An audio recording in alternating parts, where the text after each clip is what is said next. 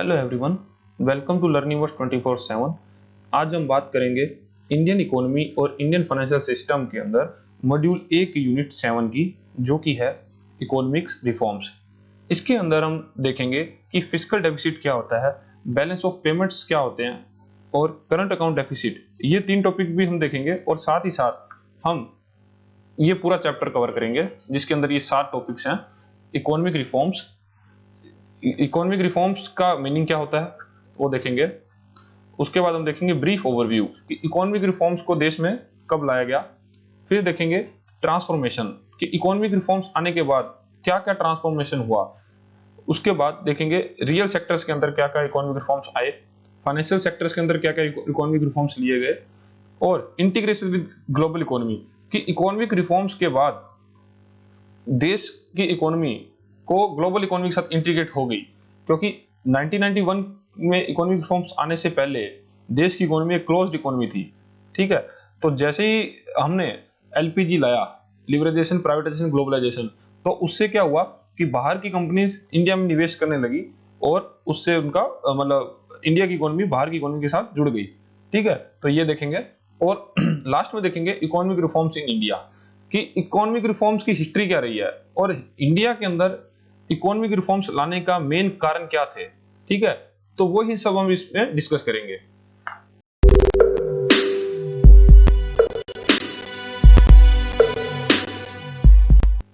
अभी तक हम लोगों ने ये 6 चैप्टर कंप्लीट कर लिए हैं। ठीक है, तो अभी हम ये देख रहे हैं इकोनॉमिक रिफॉर्म्स। सबसे पहले हम बात करेंगे इकोनॉमिक रिफॉर्म्स होता क्या है। ठीक है, तो रिफॉर्म्स क्या होता है। रिफॉर्म्स होता है कि कुछ चेंजेस करना जिससे कि हम अपने के अंदर सुधार कर पाए, सुधार मतलब पहले से और अच्छा हो पाए। ठीक है, अब इकोनॉमिक रिफॉर्म्स जैसे कि नाम से ही लग रहा है कि इकोनॉमी के अंदर रिफॉर्म्स कि कुछ ऐसे चेंजेस इकोनॉमी में करे जाएं जिससे कि इकोनॉमी में ग्रोथ करी जाए। ठीक है, इकोनॉमी की ग्रोथ हो। ठीक है, economic reforms refer to changes made to the structure, policy and institutions of the economy with the aim of improving its performance, efficiency and overall well-being। अब इकोनॉमिक रिफॉर्म्स में क्या कर सकते हैं कि हम स्ट्रक्चर बदल सकते हैं अपनी पॉलिसीज का। ठीक है, हम नई नई पॉलिसी बना सकते हैं, थोड़ा उसको और अच्छा कर सकते हैं। इंस्टीट्यूशन ऑफ इकोनॉमी के अंदर हम चेंजेस कर सकते हैं। ठीक है, एडमिनिस्ट्रेशन चेंजेस कर सकते हैं जिससे क्या हो कि हमारी एफिशिएंसी बढ़े। ठीक है, हमारा आउटपुट बढ़े। ठीक है, तो वही बात है कि इकोनॉमिक रिफॉर्म्स ये है कि हम अपना आउटपुट कैसे बढ़ाएं, हम देश का आउटपुट बढ़ाएं जिससे कि हमारा क्या हुआ, एक्सपोर्ट बढ़े। ठीक है, हम और इक्विप्ड हो जाएं। ठीक है, स्किल्ड हो जाएं। These reforms typically involves major to enhance productivity, encourage investments, innovation and foster competition and improve the function of market. ठीक है, तो इससे क्या है, अभी बता रहे थे, प्रोडक्टिविटी बढ़ेगी, फिर इन्वेस्टमेंट इंकरेज होगी। अगर देश की इकोनॉमी अच्छी जा रही है तो अब्रॉड से लोग, फॉरेनर लोग भी इन्वेस्ट करना चाहेंगे कंट्री के अंदर। ठीक है, तो ओपन इकोनॉमी हो जाएगी अपनी। उसके बाद इनोवेशन को बढ़ावा मिलेगा, जब ज्यादा एक्सपोजर मिलेगा लोगों को, उनके पास रिसोर्सेस होंगे तो वो क्या होगा, इनोवेशन बढ़ाई जाएगी। फिर अगर ग्लोबलाइजेशन हो गया तो सभी मार्केट्स एक दूसरे से कनेक्ट होगी। ठीक है, तो उससे क्या होगा, एक हेल्दी कंपटीशन बिल्ड होगा। ठीक है, तो इसी तरह ही मतलब ये मतलब है कि इकोनॉमिक रिफॉर्म्स लाए गए थे। ठीक है, अब देखते हैं एक brief overview. Economic reforms aimed at expanding private sector participation in Indian economy growth process. Economic reforms का टारगेट ये था कि प्राइवेट सेक्टर का भागीदारी बढ़े। ठीक है, क्योंकि सरकारी सेक्टर में कितना भी कर लो, लेकिन जब तक प्राइवेट सेक्टर की बराबर की हिस्सेदारी नहीं होगी, वो अपने बराबर काम नहीं करेगा, तब तक देश की ग्रोथ में इतना जल्दी बूस्ट नहीं आएगा। The 1980 reforms influenced by the renewed Washington consensus doctrine. ठीक है, अब 1980 के अंदर ये वॉशिंगटन सेंसस डॉक्ट्रिन बनाया गया था, जो कि यूएसए के ट्रेजरी डिपार्टमेंट के कुछ लोग थे और वर्ल्ड बैंक और आईएमएफ, इनके कुछ लोगों के बैठकर एक वॉशिंगटन सेंसस डॉक्ट्रिन बनाई गई थी, जिसके अंदर उन्होंने ही इकोनॉमिक रिफॉर्म डेवलपिंग कंट्रीज के लिए उनकी स्ट्रेटेजीज क्या रहनी चाहिए इकोनॉमी को लेकर, उसके लिए एक डॉक्ट्रिन तैयार करी थी, जिससे कि वो देश ग्रो कर पाए और अपनी पॉलिसी उसके अनुसार बनाए। लेकिन हुआ क्या कि ये इतना अच्छा मतलब वर्क नहीं कर पाई। 1980 saw very limited deregulation and partial liberalization of just a few part of previous regulatory system। ठीक है, तो ये इसका प्रभाव इतना नहीं रहा। ठीक है, ये एक आपकी जानकारी के लिए बताया था कि वॉशिंगटन सेंसस क्वेश्चन आ सकता है कि वॉशिंगटन सेंसस कब आया था, तो अपना आंसर होगा 1980s के अंदर आया था। और किसने बनाया था ये? यूएसए ट्रेजरी डिपार्टमेंट ने, वर्ल्ड बैंक और आईएमएफ के इकोनॉमिस्ट ने बैठ के। ठीक है, फिर देखो economic reforms were implemented in India इन 1991। ठीक है, तो यहां पे इंडिया के अंदर इकोनॉमिक रिफॉर्म्स लाए गए थे। As a result of number of economic factors including an adverse balance of payments, poor performance of public sector, a drop in foreign exchange reserves, large government debts, inflationary pressure and stringent condition laid down by World Bank and IMF। अब इसका क्या मतलब हुआ कि हमने देश के अंदर इकोनॉमिक रिफॉर्म्स क्यों लाने पड़े? क्योंकि देश के अंदर बैलेंस ऑफ पेमेंट्स गिरता जा रहा था। अब आप लोगों के दिमाग में आ रहा होगा कि बैलेंस ऑफ पेमेंट्स क्या होता है? Balance of payments, balance of payments क्या होता है कि एक देश के इकोनॉमिक रिलेशनशिप पूरे वर्ल्ड के साथ कैसे हैं। ठीक है, उस देश की इकोनॉमिक स्थिति क्या है। ठीक है, तो ये हम कैसे जानेंगे? उस देश के बैलेंस ऑफ पेमेंट्स अकाउंट्स के अंदर। ठीक है, मतलब इसके अंदर पूरा उस देश की फाइनेंशियल हेल्थ का लेखा जोखा किया जाता है। ये दो पार्ट के अंदर बनाया जाता है, जिसमें पहला होता है करंट अकाउंट, करंट अकाउंट, और दूसरा होता है capital and financial account, financial account. ठीक है, थोड़ी मेरी राइटिंग अच्छी नहीं है, लेकिन ये करंट अकाउंट जो है, ये करंट अकाउंट वो नहीं है जो अपने बैंक में खुलवाते हैं। ठीक है, इस करंट अकाउंट के अंदर तीन चीजों का ध्यान रखा जाता है। पहला होता है ट्रेड बैलेंस, ट्रेड बैलेंस। दूसरा होता है इसमें नेट इनकम, नेट इनकम, और तीसरा आता है नेट ट्रांसफर, नेट ट्रांसफर। ठीक है, अब ट्रेड बैलेंस में क्या ध्यान दिया जाता है? जो उस देश के अंदर इंपोर्ट और एक्सपोर्ट किया जाता है, और इंपोर्ट एक्सपोर्ट किसका? Goods and service also, services. इन दोनों का इंपोर्ट एक्सपोर्ट का लेखा जोखा किस में किया जाता है? ट्रेड बैलेंस के अंदर। ठीक है, अब अगर ट्रेड बैलेंस अपना प्लस के अंदर है तो मानना होगा कि देश की स्थिति बहुत अच्छी है, क्योंकि उसका एक्सपोर्ट ज्यादा है इंपोर्ट से। ठीक है, और अगर उस देश का बैलेंस ट्रेड बैलेंस माइनस के अंदर है तो हम क्या मानेंगे कि इंपोर्ट ज्यादा है एक्सपोर्ट से। ठीक है, अब इसके अंदर क्या रखा गया? सिर्फ इंपोर्ट एक्सपोर्ट का हिसाब। नेट इनकम, नेट इनकम के अंदर क्या आता है कि इंडियन लोग, इंडियन पीपल जो कि बाहर अब्रॉड की कंट्रीज में कुछ ऐसा इन्वेस्टमेंट कर रखा है या कुछ ऐसे स्टॉक्स परचेज किए हुए हैं जो उनको डिविडेंड दे रहे हैं या उनको प्रॉफिट दे रहे हैं। ठीक है, वो माइनस जो अब फॉरेनर लोग इंडिया से पैसा कमा रहे हैं, उनकी कंपनी के डिविडेंड, प्रॉफिट या शेयर्स, मतलब कुछ किसी भी तरह से या इंटरेस्ट की तरह से, ठीक है, या रेंट इनकम जो भी उनकी, वो माइनस कर देंगे। वो जो बच के आएगा ना, वो होगा हमारा देश का नेट इनकम। ठीक है, मतलब Indian people earn money from abroad minus foreigner people earn money from India is equal to net income. ठीक है, अब लास्ट में क्या है? Net transfer. अब नेट ट्रांसफर के अंदर क्या आता है कि इसके अंदर हम डालेंगे, जैसे कि कोई कंट्री है, जैसे कि अभी गरीब कंट्री है जैसे पाकिस्तान। ठीक है, पाकिस्तान है, वहां पे आ गई बाढ़। ठीक है, अब बाढ़ आ गई तो इंडिया ने बड़ा दिल दिखाते हुए बोल दिया कि चलो हम 10 करोड़ रुपए पाकिस्तान को डोनेट करेंगे। ठीक है, या हम उसको एज ए ग्रांट देंगे। ठीक है, अब ये जो ग्रांट दी ना, बिना किसी इकोनॉमिक फायदे के लिए इंडिया ने सिर्फ उसको ग्रांट पेश कर दी, तो वो किस में आएगा? नेट ट्रांसफर के अंदर। ठीक है, अब मानो कि यही सेम कंडीशन इंडिया के ऊपर ऐसी कोई आपदा आ गई जहां पे इंडिया को पैसा चाहिए, तो कोई कंट्री इंडिया को जो पैसा दे रही है ना, तो वो इंडिया उसको कहां क्रेडिट करेगा? अपने नेट ट्रांसफर अकाउंट के अंदर। ठीक है, अब हम बात करें कैपिटल एंड फाइनेंशियल अकाउंट की। देखो, इसमें कैपिटल अकाउंट होता है और दूसरा होता है फाइनेंशियल अकाउंट। ठीक है। कैपिटल अकाउंट में क्या आता है कि ऐसी कैपिटल जो कि नॉन प्रोड्यूस्ड है, जैसे क्या पेटेंट है, कॉपीराइट है, उसका ट्रांसफर किसी दूसरी कंट्री में कर देते हैं हम, तो वो उसके जो पैसा आया उसको कहां क्रेडिट करेंगे हम? कैपिटल अकाउंट के अंदर। मतलब ऐसे कुछ एसेट्स जो कि हम ट्रांसफर कर देते हैं, जैसे कि non financial assets, non produce assets, patent, copyright, trademark, ठीक है, इनको जब हम दूसरी कंट्री में सेल कर देते हैं या उससे उस पे सेल करने में जो पैसा आ रहा है, तो उसको हम कहां क्रेडिट करेंगे? कैपिटल अकाउंट के अंदर।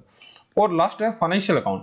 फाइनेंशियल अकाउंट के अंदर जैसे उसका नाम से देखा जा रहा है कि फाइनेंस जब इंडिया के अंदर आया या गया, उसका रिकॉर्ड कहां रखते हैं हम? Financial account. जैसे FDI, foreign direct investment, FPI, foreign portfolio investment, ठीक है, स्टॉक्स या बॉन्ड्स के अंदर कोई पैसा आता है, ठीक है, या लोन्स लेते हैं हम, लोन्स आते हैं, बैंक डिपॉजिट आता है, तो उसको हम कहां रखते हैं? फाइनेंस अकाउंट के अंदर, ठीक है। एफडीआई और एफपीआई में क्या फर्क है, ये मैं आपको यही बता देता हूं। एफडीआई क्या होता है? जब एक फॉरेनर नागरिक इंडिया के अंदर किसी कंपनी को ओन करता है, ठीक है, वो एक लॉन्ग टर्म प्लान के साथ आता है, तो उसको क्या बोलते हैं? एफडीआई, ये फॉरेन डायरेक्ट इन्वेस्टमेंट इंडिया के अंदर आया, ठीक है। और एक होता है एफपीआई, फॉरेन पोर्टफोलियो इन्वेस्टमेंट। यदि कोई फॉरेनर इन्वेस्टर इंडिया के अंदर पैसा डाल रहा है उसके किसी कंपनी के स्टॉक्स के अंदर, ठीक है, उसकी ओनरशिप, मतलब वो शॉर्ट टर्म के लिए परचेज कर रहा है, ठीक है, शॉर्ट टर्म के लिए जो पैसा डालता है वो है एफपीआई, और लॉन्ग टर्म के लिए पैसा डालता है उसको बोलते हैं एफडीआई, ठीक है। ये इसके अंदर मेजर एक चेंजेस है, ठीक है। अब हम शुरू से वापस देख लेते हैं। मैं थोड़ा इसका पेन का कलर बदल लेता हूं जिससे आपको थोड़ा और अच्छा समझ आए। देखो, सबसे पहले क्या होता है? Balance of payments. Balance of payments के दो पार्ट होते हैं, करंट अकाउंट और कैपिटल अकाउंट, ठीक है। करंट अकाउंट के अंदर क्या आता है? ये तीन चीजें, ट्रेड बैलेंस, नेट इनकम और नेट ट्रांसफर। ट्रेड बैलेंस के अंदर क्या ध्यान रखा जाता है? इंपोर्ट और एक्सपोर्ट का, ठीक है, उसके अंदर भी गुड्स और सर्विस दोनों, ठीक है। अब जिसका इंपोर्ट ज्यादा हुआ तो वो क्या होगा? माइनस के अंदर, जिसका एक्सपोर्ट ज्यादा हुआ वो होगा प्लस के अंदर, ठीक है। उसके बाद आ गया नेट इनकम। अब नेट इनकम के अंदर क्या आता है कि यदि हमारे देश का नागरिक, ठीक है, बाहर की कंट्री से कुछ ऐसी इन्वेस्टमेंट्स पे जो उसको प्रॉफिट दे रही है, ठीक है, या उसको डिविडेंड प्राप्त हो रहा है, ठीक है, या किसी को इंटरेस्ट प्राप्त हो रहा है, वो सबको हम रखेंगे नेट इनकम के अंदर, माइनस जो पैसा इंडिया से बाहर जा रहा है इंटरेस्ट पे, डिविडेंड पे या प्रॉफिट पे बाहर के व्यक्ति के लिए, उसको माइनस कर देंगे, और जो बचा हुआ पैसा है वो आएगा नेट इनकम के अंदर, ठीक है।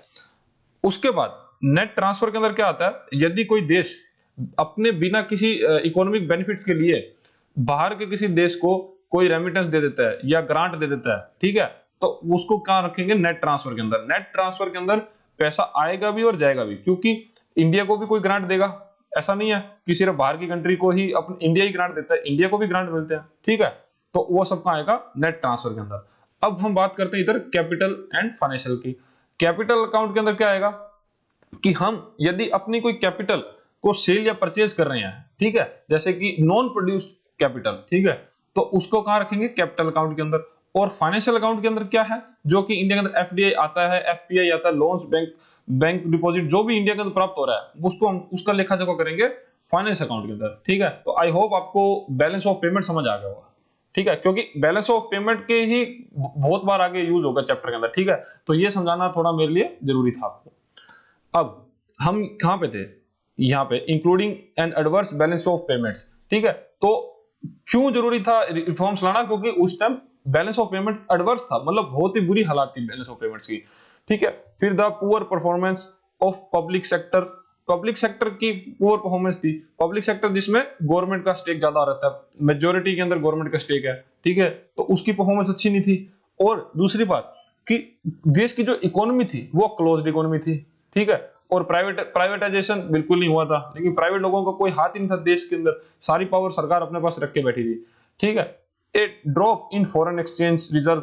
अब जो देश के पास फॉरेन एक्सचेंज रिजर्व थे वो उसकी भी अकाउंट बहुत जल्दी तेजी से गिरता जा रहा था। अब फॉरेन एक्सचेंज रिजर्व क्या होते हैं कि ये हर गवर्नमेंट अपने पास एक रिजर्व बना के रखती है कि देश के ऊपर जब कोई आपदा आ जाए, ठीक है, तो उस आपदा से लड़ने के लिए गवर्नमेंट के पास कुछ ऐसा पैसा हो जो उसमें काम ले पाए। जैसे देश के ऊपर कोई वॉर हो गया, ठीक है, अब वॉर हो गया, अब वॉर पे क्या होगा, वॉर पे होगा बहुत बड़ा खर्चा, जैसे कि हम अपनी आर्मी डिप्लॉय करेंगे, ठीक है, बड़े बड़े महंगे महंगे हथियार खरीदेंगे, तो उससे क्या होगा, अब वो पैसा कहां से आएगा, वो इकोनॉमी से तो नहीं निकाल सकते, तो उसके लिए अलग से रिजर्व रखा जाता है।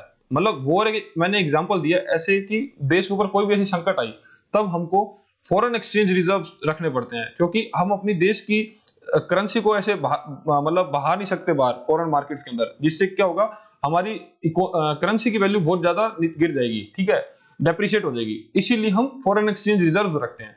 और तब क्या हो रहा था, फॉरेन एक्सचेंज रिजर्व बहुत तेजी से गिर रहे थे, उसके लिए फिर large investment, government debts, government के जो कर्ज थे गवर्नमेंट के ऊपर, वो बहुत तेजी से बढ़ रहे थे, ठीक है, बहुत लार्ज थे, और उसको रीपे करने के पास भी हमारे पास इतना पर्याप्त धन नहीं था, ठीक है।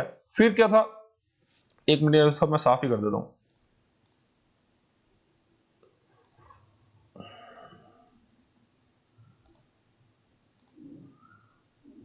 हाँ, फिर क्या था, गवर्नमेंट के ऊपर इन्फ्लेशनरी प्रेशर था। इन्फ्लेशनरी प्रेशर क्या होता है कि महंगाई महंगाई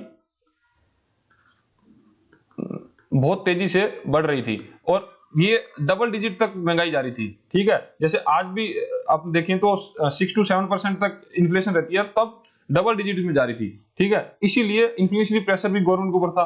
और जब गवर्नमेंट पैसा मांगने जाती थी आईएमएफ और वर्ल्ड बैंक के पास, तब वो भी इतनी स्ट्रिंजेंट, इतनी कड़ी शर्तों के साथ लोन देते थे।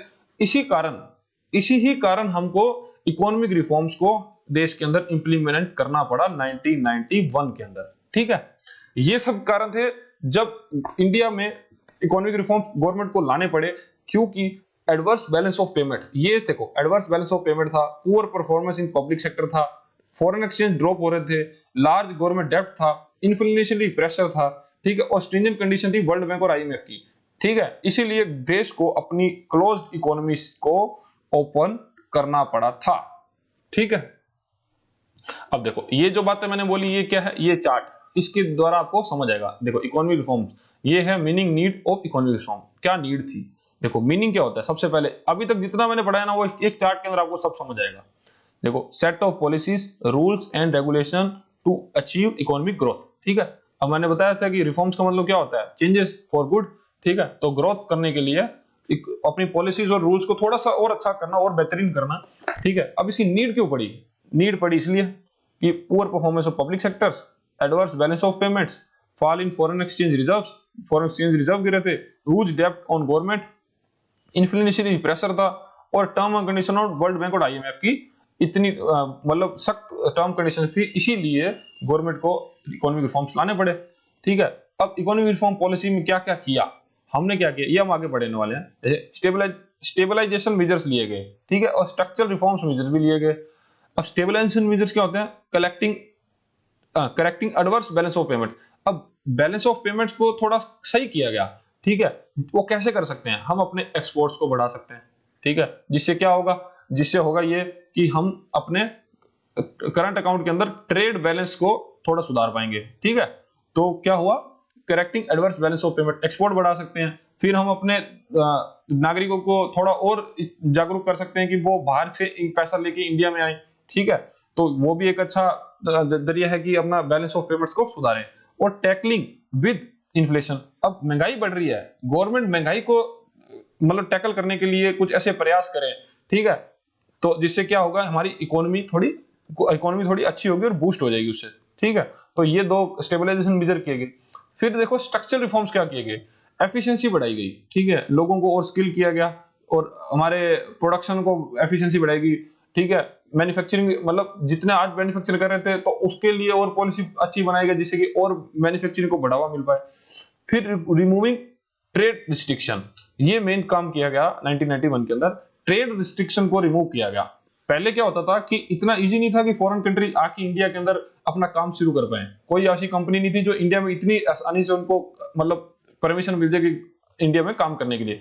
तो गवर्नमेंट ने रिस्ट्रिक्शन हटा दिए, अब कोई भी कंपनी इंडिया में आके काम कर सकती थी, ठीक है। मतलब कोई भी ऐसा नहीं, लेकिन गवर्नमेंट से एक लाइसेंस लेके वो इंडिया में काम शुरू कर सकती थी, उसका एक प्रोसीजर था। लेकिन उससे पहले ऐसा कोई प्रोसीजर ही नहीं था, हम अपनी इकोनॉमी को क्लोज रखते थे, ठीक है। तो कि सब कहां पे था, पब्लिक सेक्टर के पास, मतलब गवर्नमेंट के पास सबसे ज्यादा मेजोरिटी काम था। ठीक है, अब हम देखेंगे ट्रांसफॉर्मेशन कि इकोनॉमिक रिफॉर्म्स के बाद हमारा देश कैसे ट्रांसफॉर्म हुआ। ठीक है, the green revolution and industrial modernisation have transformed India's economy from an economic laggard to one of the world fastest growing economies. ठीक है, अब ग्रीन रेवोल्यूशन आया और इंडस्ट्रियल रेवोल्यूशन आया।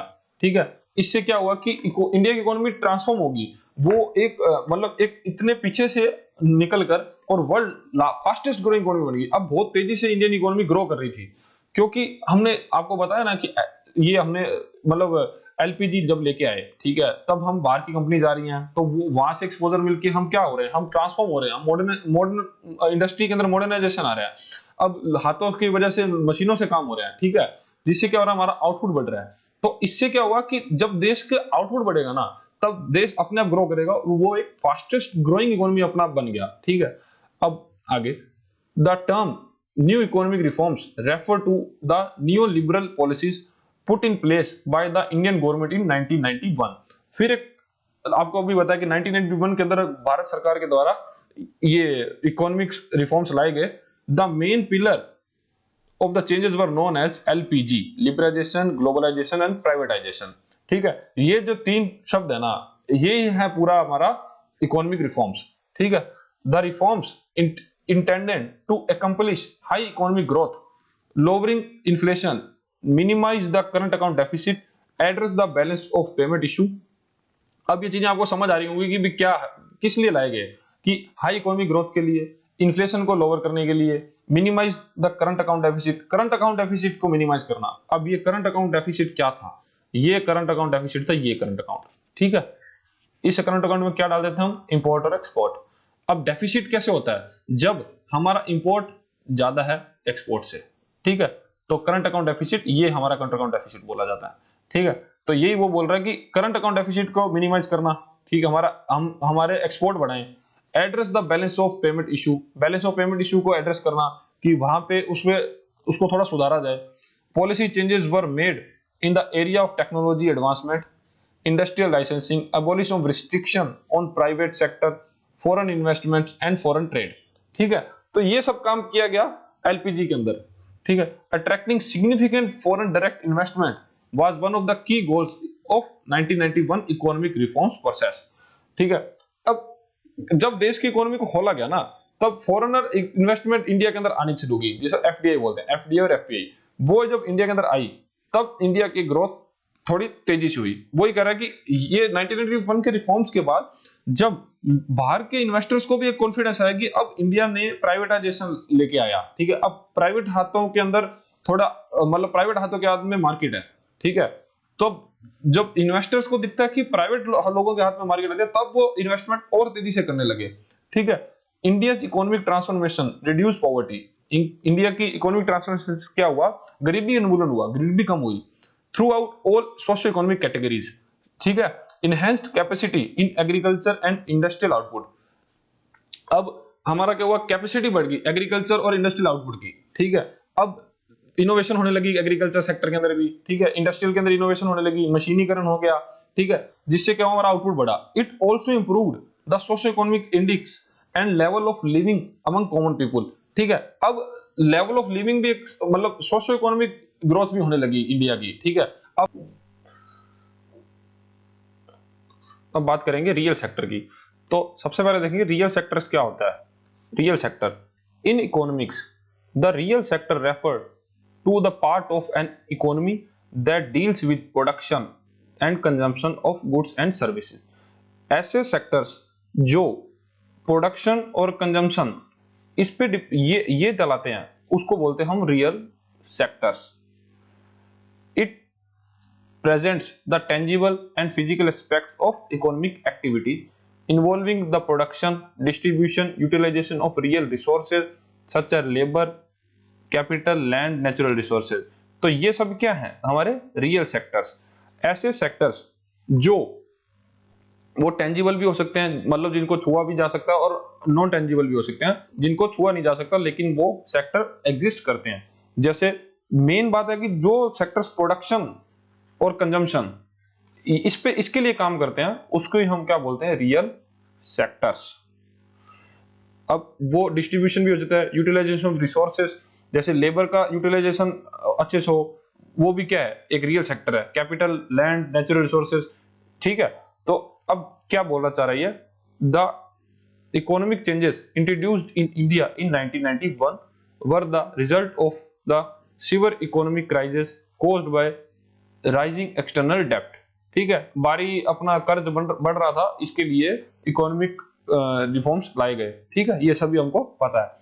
The crisis occurred mostly as the consequences of poor economic management in 1980, ठीक है। अब 1980 के अंदर पुअर इकोनॉमिक मैनेजमेंट थी, ठीक है। The reform is broadly known as LPG reforms, ठीक है, इसकी बात हम 2-3 बार कर चुके हैं, एलपीजी, लिबरलाइजेशन, प्राइवेटाइजेशन, ग्लोबलाइजेशन, ठीक है। अब वन बाय वन इनको हम देखते हैं। सबसे पहले देखते हैं लिबरलाइजेशन।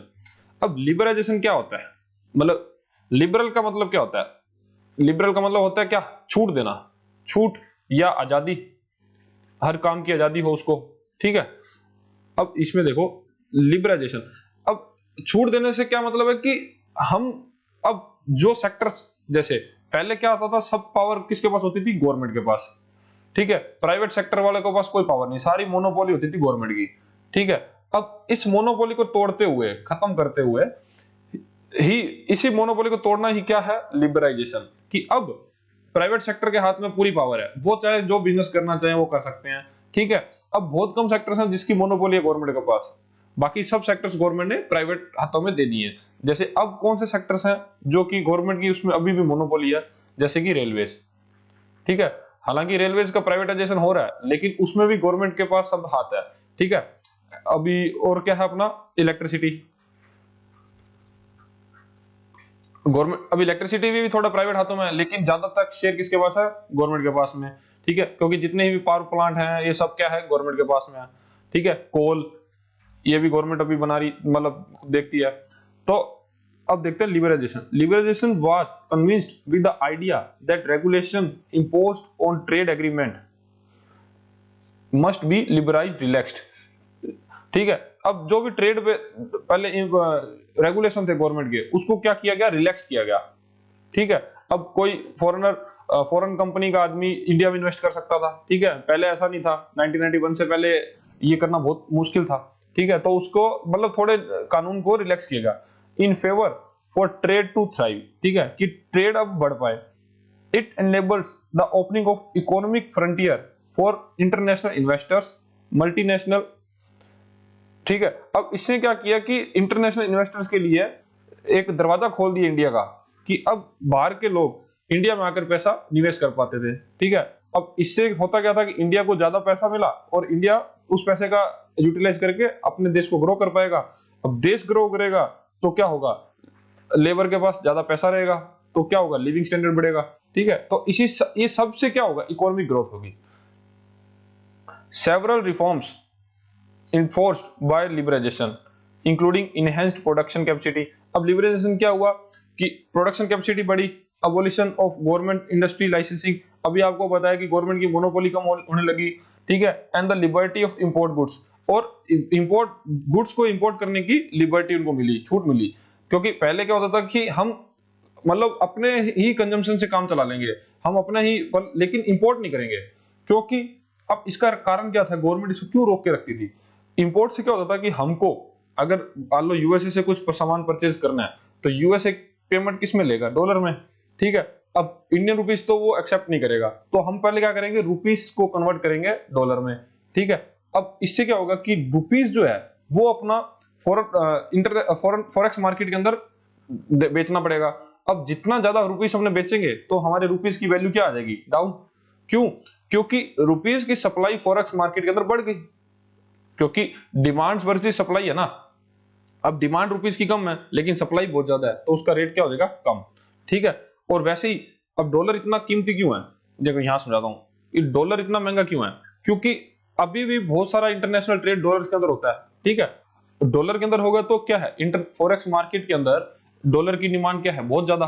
अब डॉलर की डिमांड ज्यादा है तो डॉलर क्या होता है, हमेशा एप्रिशिएट होता जा रहा है, ठीक है। और बाकी इंटरनेशनल करेंसी क्या हो रही है, डेप्रिशिएट हो रही है। इसी कारण ही इंडियन रुपीस आज के दिन भी बहुत ज्यादा डेप्रिशिएट होता है, क्योंकि हम अभी भी पेट्रोल का एक बहुत बड़ा हिस्सा आज भी इंपोर्ट करते हैं। इंपोर्ट करने से गवर्नमेंट को ये सबसे बड़ा नुकसान है, क्योंकि हमारी करेंसी है जो वो कोलैप्स होती है। ठीक है, तो ये समझ गए कि लिबर्टी दी गई बाद में इंपोर्ट करने के लिए। अब देखते हैं हम प्राइवेटाइजेशन। अब लिबरलाइजेशन देख लिया, प्राइवेटाइजेशन। अब प्राइवेटाइजेशन से नाम से ही हमको पता चल रहा है कि प्राइवेटाइजेशन क्या है, कि गवर्नमेंट की मोनोपोली को कम करना और प्राइवेट हाथों में थोड़ा ज्यादा प्राइवेट लोगों को अपॉर्चुनिटी देना। Privatisation refer to providing the private sector more opportunities to overseas various services. ठीक है, अब प्राइवेट सेक्टर्स पे ज्यादा मतलब उनको दिया जाए, जैसे कि आज के टाइम एयरपोर्ट्स हैं वो काफी गवर्नमेंट ने प्राइवेट हाथों में दे दिए हैं, जिससे कि उनकी सर्विस अच्छी हो पाई है, क्योंकि उनमें एक हेल्दी कंपटीशन रहेगा। ठीक है, गवर्नमेंट के अंदर कंपटीशन करने की भावना नहीं होती, वो ठीक है जैसा काम चल रहा है उनको चलाना है, लेकिन प्राइवेट सेक्टर्स में होगा तो वो कंपटीशन करके एक इंटरनेशनल स्टैंडर्ड्स को बीट करते हैं। ठीक है, while limiting the role of public sector, privatization introduced in India as a part of reform invited more and more foreign participation and FDI inflow। अब प्राइवेटाइजेशन होगा तो बाहर के लोग भी इंडिया में निवेश करना चाहेंगे, providing healthy competition to Indian goods and service. ठीक है, और इसे से अभी आपको पता है कि हेल्दी कंपटीशन बनेगा। जैसे आज मुकेश अंबानी और गौतम अडानी, ठीक है, अब मानो कि इन दोनों की एक सेम प्रोडक्ट की कंपनी है, मानो कि ये जैसे ये जियो चला रहा है, मान लो इसने भी अपनी कोई एक XYZ कंपनी टेलीकॉम सेक्टर में लॉन्च कर दी। ठीक है, अब इन दोनों का इतना कंपटीशन होगा तो क्या रहेगा, मार्केट के अंदर एक स्टेबिलिटी रहेगी। ठीक है, क्योंकि अगर ये रेट कम करेगा तो इसको भी पता है कि मेरा मार्केट शेयर कम हो जाएगा, तो ये भी रेट कम करेगा, तो इससे क्या होगा, इन दोनों की कभी मोनोपोली नहीं होगी और एक हेल्दी कंपटीशन क्रिएट होगा, और जिससे फायदा किसको होगा, कंज्यूमर को। ठीक है, तो ये अब इसी का जैसे आप एग्जांपल लेके देखें, अगर प्राइवेटाइजेशन नहीं होता तो आज बीएसएनएल होती तो आज वो सर्विस अभी नहीं दे पाती जितनी कि आज जियो दे पा रहा है।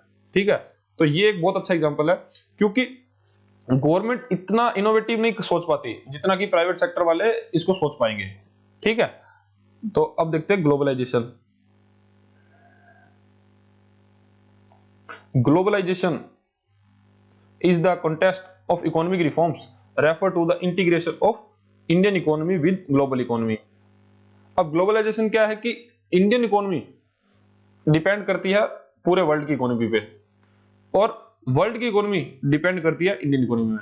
ऐसी बहुत सी चीजें हैं जो इंडिया एक्सपोर्ट करता है पूरे वर्ल्ड को, और बहुत सी चीजें जो इंपोर्ट करता है पूरे वर्ल्ड से। ठीक है, तो इसको ही क्या बोलते हैं, ग्लोबलाइजेशन, कि आज के टाइम पूरा संसार है जो वो एक दूसरे से इंटरकनेक्ट हो गया है। ठीक है, अब ग्लोबलाइजेशन का पूरा हम एक चैप्टर कर चुके हैं, आप उसको भी देख सकते हैं, वहां पे मैंने और अच्छे तरीके से इसमें एक्सप्लेन किया हुआ है। It signify that India's economy will now be more dependent on the global economy and vice versa. वही कहना चाह रहा है कि इंडियन इकोनॉमी भी डिपेंड है और वैसे ही वर्ल्ड की इकोनॉमी इंडिया पे डिपेंड है। It's encourage FDI and international trade with various countries. Due to various globalization policies, India could be able to attract foreign capital, technology, knowledge to boost its domestic capacity। ठीक है, अब वही कहना चाह रहा है कि इंडिया की कुछ पॉलिसीज अब इतनी अच्छी हो गई हैं कि वो एक तो सबसे पहले क्या FDI फॉरेन डायरेक्ट इन्वेस्टमेंट को अट्रैक्ट कर पा रहा है ज्यादा से ज्यादा इंडिया के अंदर। क्यों? क्योंकि इंडिया आज के दिन क्या है, fastest growing economy in the world.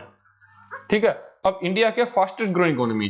ठीक है, आज ही मैं एक डेटा पढ़ रहा था कि इंडिया की एवरेज ग्रोइंग क्या रहेगी, 6.5%, मतलब GDP 6.7% से इंडिया ग्रो करने वाला है अब आगे वाले 10 सालों तक। ठीक है, अब इसका क्या मतलब हुआ कि आज कोई फॉरेन नागरिक, कोई बाहर का व्यक्ति, इन्वेस्टर्स इंडिया में अगर पैसा लगाता है, अब उसको पता है कि इंडिया की मार्केट इतना तेजी से ग्रो करने वाली है, तो उसको पता है कि सबसे अच्छी रिटर्न्स उसको कहां मिलेगी, पूरे वर्ल्ड के अंदर उसको एक ही जगह मिलेगी, वो है इंडिया। ठीक है, तो ये है ग्लोबलाइजेशन और ये है FDI की पावर, क्योंकि उसको अभी अपना पैसा क्या करना है, ग्रो करना है, और उसको दिख रहा है कि इंडिया ग्रो करेगा तो उसका पैसा भी ग्रो करेगा। ठीक है, अब नेक्स्ट हम देखेंगे economic transformation in financial sector. ठीक है, अब फाइनेंशियल सेक्टर के अंदर जितने रिफॉर्म्स हुए हैं ना, ऐसा किसी भी सेक्टर के अंदर इतने रिफॉर्म्स नहीं होंगे। ठीक है, ये थोड़ा टॉपिक थोड़ा लंबा रहेगा। ठीक है, तो हम बात करते हैं until the 1990s, the Indian financial sector was characterized by controlled interest rate, significant presumption of resources by the government, and extensive micro-regulation guiding the bulk of flow of funds to and from financial intermediaries. 1990 से government के पास पूरा control था financial market का। वो government ही पूरे control में करती थी, लैंडिंग रेट्स को पूरा कंट्रोल करती थी, रिसोर्स को अलोकेट कहाँ करना है वो भी गवर्नमेंट द्वारा किया जाता था, और फंड्स को कहाँ से कहाँ फ्लो होना है, ठीक है, उसका पूरा भी रेगुलेशन गवर्नमेंट द्वारा किया जाता था। The primary goal of the changes was to establish an efficient, productive, and competent financial service industry functioning in an environment of operational flexibility and functional autonomy.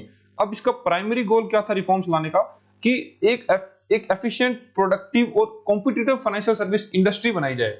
मतलब अब गवर्नमेंट की पूरी मोनोपोली ना रहे, वो सिस्टम इतना खुद मेच्योर हो जाए कि वो खुद से काम कर पाए, ठीक है।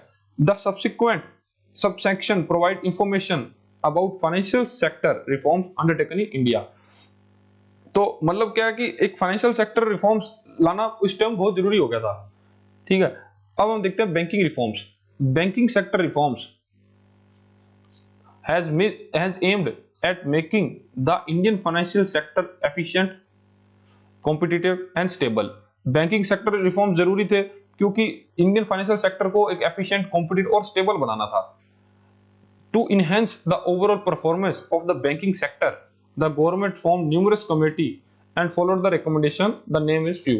ठीक है, अब इतनी सारी कमेटीज जो है बैंकिंग सेक्टर में बनाएगी, क्योंकि आज के जो बैंक्स देखते हैं ना वो काफी एडवांस हो चुके हैं और टेक्नोलॉजी के मामले एडवांस हो चुके हैं, पूरा डिजिटल हो चुका है, ठीक है। लेकिन ये सब हुआ किस कारण? ये सब कमेटीज की रिकमेंडेशन के कारण, ठीक है। पहले क्या होता था, एक सुपरवाइजरी फ्रेमवर्क बहुत कम होते थे बैंक में, अंदर रिस्क मैनेजमेंट बहुत इतना ध्यान नहीं दिया जाता था, ठीक है, डाइवर्सिफिकेशन नहीं होता था फंड्स का, तो उसी कारण क्या बैंक्स बहुत जल्दी कोलैप्स कर जाते थे, ठीक है। तो इन सब के लिए क्या हुआ, ये सब कमेटी बनाई कि बैंकिंग के अंदर रिफॉर्म लाए गए। फिर इसमें है चक्रवर्ती कमेटी ऑन मॉनेटरी पॉलिसी, ये 1985 में आएगी, ठीक है। ये आपको कुछ याद नहीं करना है, बस एक आपकी जानकारी के लिए बताया जा रहा है। इसमें एक दो कमेटी जो इंपॉर्टेंट नहीं वो आगे डिस्कस करेंगे। Narasimhan committee on financial sector reforms 1991, ये लाई गई थी इमीडिएट उसके एलपीजी के बाद, रिफॉर्म्स के बाद। Padmanand committee on review of bank supervision 1996, Narasimham committee second on the review of banking sector reforms 1997, the Verma committee on weak banks 1998, the R H Khan committee on harmonisation of role of FI and banks, ठीक है। तो इसमें देखते हैं हम banking sector reforms. Banking sector reforms refer to changes and improvements implemented in banking industry to enhance its efficiency, stability and overall functioning। ठीक है, तो यही बता रहे हैं बैंकिंग सेक्टर रिफॉर्म्स क्यों लाई गई, क्योंकि बैंकिंग सेक्टर को हम एफिशिएंट बनाएं, उसमें स्टेबिलिटी स्थापित करें और ओवरऑल फंक्शनिंग उसकी अच्छी हो जाए, ठीक है। These reforms aim to address various issues and challenges faced by banking sector, promote financial inclusion, strengthen regulatory framework and ensure the stability of banking system। ठीक है, तो अब इसमें some common area focus on banking sector reforms include. अब banking sector के अंदर ये सभी कॉमन एरिया को रखे हुए रिफॉर्म्स लाए गए। सबसे पहला है लिबरलाइजेशन एंड डीरेगुलेशन। लिबरलाइजेशन क्या है कि छूट देना, छूट मतलब कि बैंक अपने ऑटोनॉमी में काम करे, ठीक है, गवर्नमेंट के हस्ते से उसमें कम हो। फिर डीरेगुलेशन हो, हालांकि आज भी आरबीआई बैंक्स को एक अच्छा कंप्लायंस करने के लिए रेगुलेट करता है, लेकिन पहले से तुलना में अब डीरेगुलेशन कुछ हो गया है, पहले जितना अभी इतनी सख्ताई नहीं है। Recapitalisation and assets quality management. Recapitalisation क्या होता है कि उसके अंदर और कैपिटल को इन्फ्यूज करना। अगर मान लो कोई बैंक थोड़ा उसको कैपिटल की आवश्यकता है, ठीक है, तो उसमें गवर्नमेंट अपने स्टेक से उसके अंदर रिकैपिटलाइजेशन और पैसा उसमें इन्फ्यूज करे। और एसेट्स क्वालिटी इंप्रूवमेंट पे जोर दिया गया। एसेट्स क्वालिटी क्या है कि बैंक्स के लिए लोन्स क्या है, लोन्स क्या है, बैंक की एसेट है, ठीक है। अब उसकी क्वालिटी क्या है, अगर उसको टाइमली उसको ईएमआई मिल रहा है, ठीक है, तो उसकी क्वालिटी क्या है, गुड क्वालिटी है, मतलब अच्छी उसकी एसेट है, ठीक है। तो कहने का मतलब है कि वो लोन अकाउंट एनपीए होने से बचाए, उसके लिए बैंक्स को काम करना पड़ेगा, ठीक है। तो एसेट्स क्वालिटी इंप्रूवमेंट की इसमें बात करेगी। Enhanced corporate governance and risk management. Corporate governance को इनहेंस किया गया, जिसमें क्या है, अब अकाउंटेबिलिटी डिसाइड करी जाने लगी, ठीक है। अब ऐसा नहीं कि किसी भी इंप्लॉय की अकाउंटेबिलिटी नहीं होगी, ठीक है, मतलब कॉर्पोरेट गवर्नेंस बढ़ाया गया, ठीक है, और उसमें क्या कोलैबोरेशन अच्छा उनका किया गया। फिर रिस्क मैनेजमेंट की बात करेगी कि अब रिस्क को डाइवर्सिफाई किया गया, ठीक है, हर तरीके का रिस्क बैंक्स को अब सुपरवाइज करना पड़ता है। जैसे अभी हम क्रेडिट रिस्क बात करें, ठीक है, रेपुटेशनल रिस्क, तो ऐसे करके बहुत सारे रिस्क हैं जो कि हम आगे बढ़ेंगे। तो रिस्क मैनेजमेंट के लिए रिफॉर्म्स लाए गए, strengthening regulatory and supervisory framework, ठीक है, अब रेगुलेटरी और सुपरवाइजरी फ्रेमवर्क को और मजबूत बनाया गया, ठीक है, पहले की तरह नहीं, अब बहुत तरह की ऑडिट्स जो इंटरनल बैंक के अंदर होती रहती हैं टाइमली, ठीक है, तो क्या हुआ, रेगुलेटरी और सुपरवाइजरी फ्रेमवर्क को और स्ट्रेंथन किया गया। और उसके बाद financial inclusion and access the banking service, अब रिफॉर्म्स के अंदर फाइनेंशियल इंक्लूजन को बढ़ावा देने की बात करेगी और एक्सेस द बैंकिंग सर्विस, और बैंकिंग सर्विस को हर किसी को उपलब्ध करवाना। मतलब फाइनेंशियल इंक्लूजन क्या, कि ज्यादा से ज्यादा लोगों को बैंक्स के साथ जोड़ना, बैंक्स के साथ जोड़ना, सभी का अकाउंट्स बैंक के साथ, बैंक के अंदर होना चाहिए, ठीक है, तो वो क्या है, financial inclusion. Technology advancement and innovation, अब बैंकिंग सेक्टर के अंदर इतनी एडवांसमेंट हो गई है, आज आप घर बैठे ही सब काम कर सकते हो क्योंकि बैंक क्या हो गए हैं, डिजिटल, ठीक है, आज पढ़ा लिखा आदमी को तो बैंक जाने की, ब्रांच जाने की भी जरूरत नहीं पड़ रही, ठीक है, तो क्या है, टेक्नोलॉजी एडवांसमेंट हुई है, इनोवेशन हुआ है, cross border corporation and international standards, ठीक है, अब क्रॉस बॉर्डर कॉर्पोरेशन बढ़ने लगा है, आज इंटरनेशनल ट्रांजैक्शन के लिए भी करना बहुत इजी हो गया है, ठीक है, तो क्या है, क्रॉस बॉर्डर कॉर्पोरेशन हुआ और इंटरनेशनल स्टैंडर्ड्स की तरह हम काम करने लगे हैं। अब बात करते हैं कमेटी की, first phase of reforms, the Narasimhan committee 1, जो कि 1992 फरवरी के अंदर आई थी। ये है नरसिम्हन साहब, जो कि father of Indian banking reforms इनको बोला जाता है, क्योंकि इनके रिकमेंडेशन से ही आज जो बैंकिंग प्रैक्टिस करी जा रही है वो इनके रिकमेंडेशन से ही चल रही है। ये हमारे फॉर्मर आरबीआई गवर्नर भी रहे हुए हैं, ठीक है। To build the financial health of commercial banks and make their functioning efficient and profitable, the government of India appointed a high level committee, the Committee on Financial System, under the chairmanship of M. Narasimhan.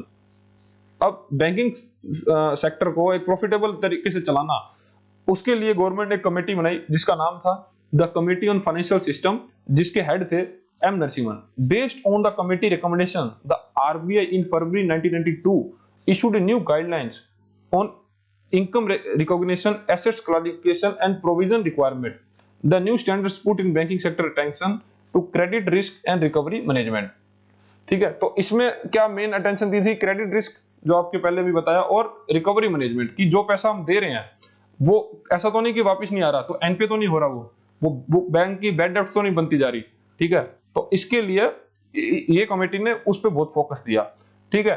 तो देखो इसने अब क्या क्या क्या मतलब अपने जवाब में बोला, मतलब कमेटी ने जब रिपोर्ट फाइल की तो उसमें क्या था कि कैपिटल एडिक्वेसी नॉर्म्स होने चाहिए। अब कैपिटल एडिक्वेसी क्या होता है कि बैंक्स जितना पैसा लोन पे दे रहा है, ठीक है, कल वो अपने आप को सॉल्वेंस रखने के लिए क्या उसके अगेंस्ट में कुछ प्रोविजन बना के चल रहा है।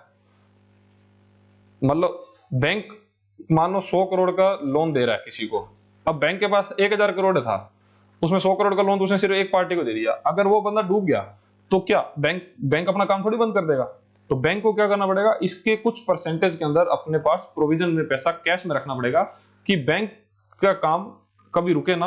हालांकि वो रिस्क के डिपेंड करता है कि उसका रिस्क कितना है, उसके हिसाब से वो परसेंटेज डिसाइड होता है, लेकिन बैंक को कैपिटल एडिक्वेसी रेशियो के अंदर पैसा कुछ रखना पड़ेगा। फिर progressive reduction of cash reserve ratio and statutory liquidity ratio, I am so sorry. अब प्रोग्रेसिव रिडक्शन किया गया सीआरआर और एसएलआर के अंदर, क्योंकि सीआरआर के अंदर क्या बैंक्स को अलग से पैसा निकाल के रखना पड़ता है, ठीक है। सीआरआर होता है कैश रिजर्व रेशियो, जिसके अंदर बैंक्स को कुछ पैसा आरबीआई के पास अपने उसका एएनबीसी का एक सर्टेन परसेंट को रखना पड़ता है। अब वो सर्टेन परसेंट क्या हर मॉनेटरी पॉलिसी के अंदर डिसाइड किया जाता है।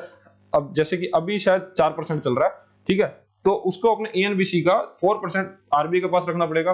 और स्टैट्यूटरी लिक्विडिटी रेशियो एसएलआर, उसके अंदर क्या करना होता है बैंक्स को कि अपने एएनबीसी का 18% अपने पास ही रखना पड़ता है, लेकिन बैंक उस पैसे को यूज मतलब लोन देने के लिए यूज नहीं कर सकता, उसमें शायद वो गोल्ड भी रख सकता है, गवर्नमेंट सिक्योरिटीज में पैसा डाल सकता है, या फिर कैश में रख सकता है। ठीक है, तो ये किस लिए रखा जाता है कि बैंक्स के बुरे वक्त के टाइम ये पैसा उनके काम आ पाए। ठीक है, डीरेगुलेशन ऑफ लैंडिंग रेट। अब पहले क्या होता था, गवर्नमेंट डिसाइड करती थी लैंडिंग रेट, अब बैंक्स खुद अपनी लैंडिंग रेट डिसाइड कर सकते हैं। अब किसी एचडीएफसी बैंक का मान लो लैंडिंग किसी होम लोन का कुछ सर्टेन परसेंट पे दे रहे हैं, ठीक है, एसबीआई कुछ अलग परसेंट पे दे रहा है। ठीक है, तो अब ये क्या है कि डीरेगुलेट कर दिया लैंडिंग रेट्स को आरबीआई ने। ठीक है, फिर क्रेडिट डिलीवरी। अब क्रेडिट डिलीवरी के अंदर क्या है,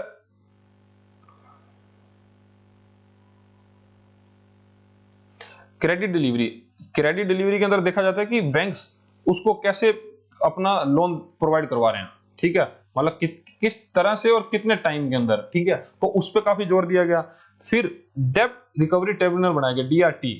अब अगर किसी का विवाद हो जाता है किसी बैंक के साथ, जैसे ये ए है और ये XYZ बैंक से लोन लेता है, ठीक है, अब इनके आपस में कुछ डिस्प्यूट हो गया, कुछ रेट को लेके या कुछ, तो ये कहां पे जाएंगे, ये ऐसा नहीं कि सिविल कोर्ट में जाके इसको केस फाइल करेंगे, इसके लिए अलग से बना दिया डीआरटी। पहले वो डीआरटी के पास जाके अपना मतलब अपना डिस्प्यूट सॉल्व कर सकते हैं। ठीक है, फिर क्या, सुपरवाइजरी सिस्टम, कि अब अपना सुपरवाइजरी सिस्टम क्या है, स्ट्रेंथन होना चाहिए, मतलब हर चीज की एक ऑडिट होनी चाहिए। ठीक है, जिससे क्या होगा कि बैंक में कभी भी रिस्क नहीं खड़ा होगा कोई बड़ा। ठीक है, उसके मतलब रिस्क बनने से पहले ही वो डिडक्ट हो जाए और उसका निवारण किया जाए। इस तरह ये सब रिकमेंडेशन किसने दी, उस कमेटी, नरसिम्हन कमेटी की रिकमेंडेशन बता रहा हूं आपको। ठीक है, और ये सब प्रैक्टिस आज भी फॉलो करी जाती है। एंट्री न्यू प्राइवेट बैंक्स, ये न्यू प्राइवेट बैंक्स की एंट्री इसी कमेटी के रिकमेंडेशन के बाद भारत में अलाउ करी गई। फिर मर्जर एंड अमलगमेशन। ठीक है, अब इसी के साथ ही बैंक्स के अभी मर्जर और अमलगमेशन बहुत किए जाते हैं, क्योंकि बैंक्स की अगर क्रेडिट हालत सही नहीं है तो गवर्नमेंट उसको बंद करने की बजाय क्या करती है, मर्जर कर देती है। ठीक है, जिससे क्या होता है कि एक तो जनता का पैसा डूबने से बचता है, ठीक है, दूसरा मार्केट के अंदर स्टेबिलिटी बनी रहती है। ठीक है, तो ये सब रिकमेंडेशन किसने दी थी, नरसिम्हन कमेटी की फर्स्ट कमेटी ने। अब देखते हैं सेकंड फेज ऑफ रिफॉर्म्स, ये नरसिम्हन कमेटी सेकंड की बात करेंगे हम। ठीक है, in 1998 government set up committee on banking sector reforms in India under the chairmanship of M Narasimham in order to review the progress of banking sector reforms to date and chart a program of financial sector reforms necessary to strengthen the Indian financial system and make it internationally competitive। ठीक है, तो मतलब अब क्या हुआ, first recommendation के अंदर bank की हालत अच्छी हो गई थी, ठीक है, लेकिन अभी भी इंटरनेशनल स्टैंडर्ड्स की तरह ये काम नहीं कर रहा था। ठीक है, अब मार्केट के अंदर क्या, बहुत सारे प्राइवेट बैंक्स आ गए, ठीक है, दूसरे फॉरेन बैंक्स थे, तो उनकी जो सर्विस थी ना, वो प्राइवेट गवर्नमेंट बैंक्स मतलब पीएसयू पीएसबी उस लेवल को बीट नहीं कर पा रहे थे। ठीक है, तो इसके लिए और सुधार के लिए ये कमेटी ने रिकमेंडेशन दी। The benefit of second phase banking sector reforms were, ये थी deregulation of banking branch licensing. ठीक है, अब आरबीआई ने क्या किया, डीरेगुलेट कर दिया। अब कोई बैंक अपनी ब्रांचेस को और फैलाना चाहता है, ठीक है, पहले क्या होता था कि बैंक्स को हर ब्रांच खोलने से पहले आरबीआई से क्या चाहिए थी, अप्रूवल, उस अप्रूवल के बिना वो ब्रांच नहीं खोल पाता। लेकिन अब प्री सेट रूल्स और गाइडलाइंस आरबीआई ने दे दिया, अगर आप उसको पूरा कर रहे हो तो आप अपनी ब्रांचेस खोल सकते हो। ठीक है, फिर prudential norms and disclosure requirement ये बनाए गए। ठीक है, कुछ ऐसे नॉर्म्स जो मतलब ध्यान में रखने चाहिए बैंक्स को पहले से। ठीक है, एक सर्टेन गाइडलाइंस दे दी गई, ठीक है, तो उसको फॉलो करना इसके अंदर मैंडेटरी कर दिया। फिर क्या, कैपिटल एडिक्वेसी, इसकी बात हम पहले भी कर चुके हैं पीछे कि कैपिटल एडिक्वेसी बैंक्स के पास होनी बहुत जरूरी है। ठीक है, एक सर्टेन परसेंट वो अपनी सेफ्टी के लिए, मतलब वो अपनी सोल्वेंसी को बताने के लिए वो एक कैपिटल एडिक्वेसी रेशियो को फॉलो करेंगे ही करेंगे। ठीक है, अब हम बात करेंगे कुछ ऐसे माइलस्टोन की जो बैंकिंग सेक्टर में रिफॉर्म्स के बाद हम लोगों ने अचीव किए। सबसे पहले है prudential norms. Prudential norms includes phased implementation of international best practice and rules in order to lower the total risk of banking sector। अब prudential norms लाने से हम क्या करने लगे, हम इंटरनेशनल बेस्ट प्रैक्टिस को फॉलो करने लगे हमारे बैंकिंग सेक्टर के अंदर। ठीक है, जिससे क्या हुआ कि हम अपने उसको मतलब रिस्क कम कर रहे थे अपने बैंकिंग सेक्टर के अंदर, ठीक है। अब इसके अंदर क्या, adoption of major such as risk weight capital adequacy. अब जिस कैपिटल जो हमने लोन दिया, जो बैंक की क्या बनी एसेट, उस एसेट्स पे कितना रिस्क है बैंक के लिए, उस रिस्क के आधार पर हम कैपिटल एडिक्वेसी के अंदर पैसा निकाल रहे थे, ठीक है। मतलब उस पैसे का अलग से प्रोविजन बना के रखते थे, जिससे कि बैंक को इंसॉल्वेंसी से खतरे से बचता, ठीक है। तो एक सबसे पहला काम ये किया, रिक्वायरमेंट अप्रोप्रिएट अकाउंटिंग नॉर्म्स को अप्रोप्रिएट मतलब एक सुदृढ़ अकाउंटिंग नॉर्म्स को फॉलो करने लगे। Recognition of different components of risk, assignment of risk weight of various assets classes, assets की क्लास के आधार पर हम रिस्क वेट को असाइन करने लगे। Limits of fund deployment in sensitive activities के अंदर हम कितना फंड अलॉट करना, उसकी एक लिमिट सेट करने लगे, ठीक है। तो ये सभी प्रूडेंशियल रिफॉर्म्स हमारे द्वारा मतलब गवर्नमेंट द्वारा लगाए गए। The main focus of reforms for 3 areas, इसका 3 एरिया पे सबसे बड़ा फोकस था, एनपीए, कैपिटल एडिक्वेसी और डाइवर्सिफिकेशन ऑफ ऑपरेशन, ठीक है। तो एनपीए नॉन परफॉर्मिंग एसेट्स, ठीक है, इस पे फोकस था कि नॉन परफॉर्मिंग एसेट्स को हमको कम से कम रखना है। फिर कैपिटल एडिक्वेसी के बारे में आपको अभी भी पहले भी बता चुका हूं। कैपिटल एडिक्वेसी मतलब कि बैंक्स को अपने पास एटलीस्ट इतना धन रखना है कि वो कभी भी एक अपने कस्टमर की वजह से इंसॉल्वेंट ना हो जाए, ठीक है। और डाइवर्सिफिकेशन ऑपरेशन मतलब कि हर एक आदमी के पास पूरी पावर ना रहे, जितने भी ऑपरेशन काम है वो डाइवर्सिफाई हो करें, ठीक है। वो अपना रिस्क डाइवर्सिफाई कर दे बैंक्स, ठीक है। अपने लोन जो दे रहे हैं उसको डाइवर्सिफाई करें, किसी भी एक व्यक्ति को इतना ज्यादा एक्सपोजर के अंदर लोन मत दे दो। जैसे अभी भी एक रूल है कि बैंक्स किसी भी इंडिविजुअल को अपने टोटल लिमिट का 10% से ज्यादा लोन नहीं दे सकता, और कोई इंस्टीट्यूशन है तो उसको 15% से ज्यादा लोन नहीं दे सकता, ठीक है। तो ये क्या है, diversification of operation with the view to directing and the resources of banks to the niche area to sustain efficiency in banking system, and graded approach of bank licensing was introduced, and creation of differentiated bank in India was announced in Union Budget 2014। अब ये सब देखते हुए government ने क्या किया, differentiated banks बनाने की बात कही। अब डिफरेंशिएटेड बैंक क्या होते हैं, ऐसे बैंक्स जो किसी एक फिक्स मुद्दे के लिए, एक फिक्स कार्य के लिए, मतलब एक ही सेक्टर को ग्रो करने के लिए बनाए जाते हैं, ठीक है। अब ये बैंक कौन से हो सकते हैं, जैसे कि पेमेंट बैंक है, ठीक है। फिर अपना क्या है, स्मॉल इंडस्ट्रियल बैंक है, स्मॉल बैंक्स हैं। फिर क्या है, अपना कोऑपरेटिव बैंक्स है, ठीक है, रूरल बैंक्स है। ये क्या सब है, ये सब क्या डिफरेंशिएटेड बैंक्स हैं। जैसे पेमेंट्स बैंक है, पेमेंट्स बैंक का काम है कि बेसिक बैंकिंग सर्विस को प्रोवाइड करवाना, ठीक है, कि डिपॉजिट और मतलब बिल्कुल बेसिक चीजें, ठीक है। तो इसमें लिमिटेड भी रहती है कि 1 लाख से ज्यादा कैश नहीं रहना चाहिए, वो इसका मतलब कि गरीब से गरीब आदमी को बैंक का एक खाता हो जाए, ठीक है। दूसरा स्मॉल बैंक्स है। अब स्मॉल बैंक का क्या है, एसएमईज को लोन देना, ठीक है। कोऑपरेटिव बैंक का अपना कार्य है कि वो एग्रीकल्चर से जुड़े कस्टमर्स को लोन प्रोवाइड करवाना, ठीक है। और रूरल बैंक क्या है, ग्रामीण जगह पे फाइनेंशियल इंक्लूजन करना, ठीक है। तो ये सब क्या है, डिफरेंशिएटेड बैंक्स हैं, ठीक है। तो ये सब की धारणा कहां रखेगी, प्रूडेंशियल नॉर्म्स के अंदर। अब हम बात करेंगे सुपरवाइजरी रिफॉर्म्स।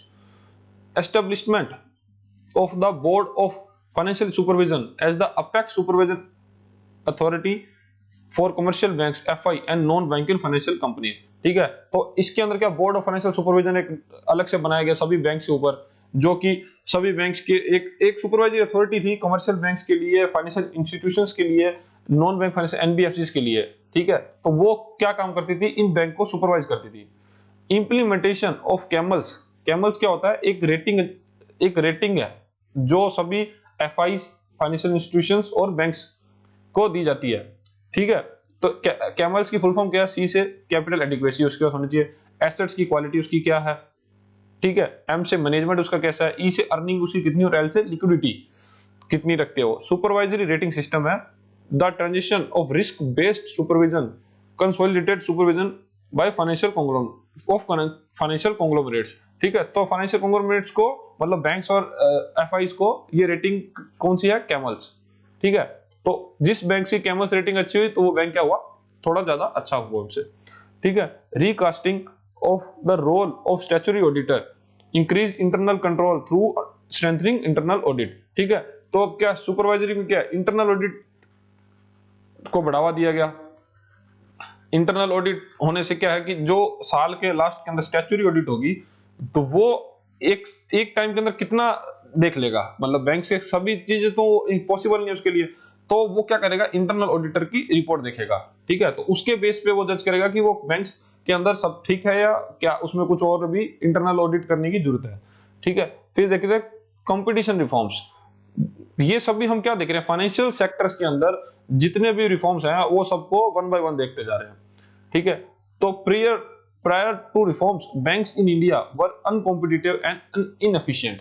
ठीक है, तो 1991 से रिफॉर्म से पहले क्या थे, अनकॉम्पिटिटिव थे और इनएफिशिएंट थे due to excessive government control, क्योंकि उसमें गवर्नमेंट का कंट्रोल बहुत ज्यादा था। लिमिटेड एक्सेस टू प्राइवेट और फॉरेन सेक्टर बैंक्स। ठीक है, क्योंकि फॉरेन सेक्टर बैंक्स और प्राइवेट सेक्टर नहीं थे, सिर्फ गवर्नमेंट बैंक्स थे, तो उनके अंदर कंपटीशन की भावना नहीं थी, उनको ज्यादा ग्रो करना या सर्विस को अच्छा करना उनके अंदर वो मोटिवेशन नहीं था। The government extended PSB wants operational autonomy and lowered public ownership in such banks through reforms measures that allowed them to obtain capital from the stock market up to 49% of paid up capital। अब क्या हुआ कि banks को public कर दिया गया, मतलब अब पब्लिक भी उसके अंदर पैसा खरीद सकता, मतलब शेयर खरीद सकती थी, कितना 49% तक का, क्योंकि मेजोरिटी स्टेक गवर्नमेंट अभी भी अपने पास रखती है 50%, तभी वो पीएसबी पब्लिक सेक्टर बैंक कहलाता है। ठीक है, क्योंकि वो अगर गवर्नमेंट इससे भी कम दे दे तो वो क्या हो जाएगा, एक प्राइवेट बैंक हो जाएगा, मतलब 51% का ज्यादा स्टेक प्राइवेट हाथों में चलेगा तो वो क्या होगा, प्राइवेट बैंक। ठीक है, तो उनको अच्छा बनाने के लिए, मतलब उसमें कंपटीशन की भावना बढ़ाने के लिए गवर्नमेंट ने क्या किया, पीएसबी के अंदर अपनी ओनरशिप कम कर दी, जिससे कि वो थोड़ा अच्छे से ग्रो करवाएं और प्राइवेट और फॉरेन बैंक्स के साथ कंपीट करवाएं। Private and international banks have been permitted to operate in India in order to foster the culture of competition and greater choice. ठीक है, अब प्राइवेट और इंटरनेशनल बैंक्स को रिफॉर्म्स के बाद इंडिया के अंदर जगह दी गई, जिससे कि वो क्या कर पाए, एक कंपटीशन का कल्चर खड़ा कर पाए। ठीक है, और एक कस्टमर के पास, अगर वो कस्टमर अमीर कस्टमर है तो उसके पास एक अच्छी सर्विस के लिए पाने के लिए वो प्राइवेट सेक्टर बैंक में जाए। क्यों, क्योंकि उसके पास चॉइस होगी मार्केट के अंदर। अब जिसके पास चॉइस ही नहीं है तो वो क्या करेगा, वो गवर्नमेंट के मोनोपोली वाले बैंक्स में ही अकाउंट ओपन रखेगा। ठीक है, क्योंकि सर्विस भी उनके लिए मैटर करती है। फिर क्या, transparent norms for entry of Indian private sector, foreign and joint venture banks and insurance companies. Transparent norms होने चाहिए, मतलब सबके लिए सेम नॉर्म्स।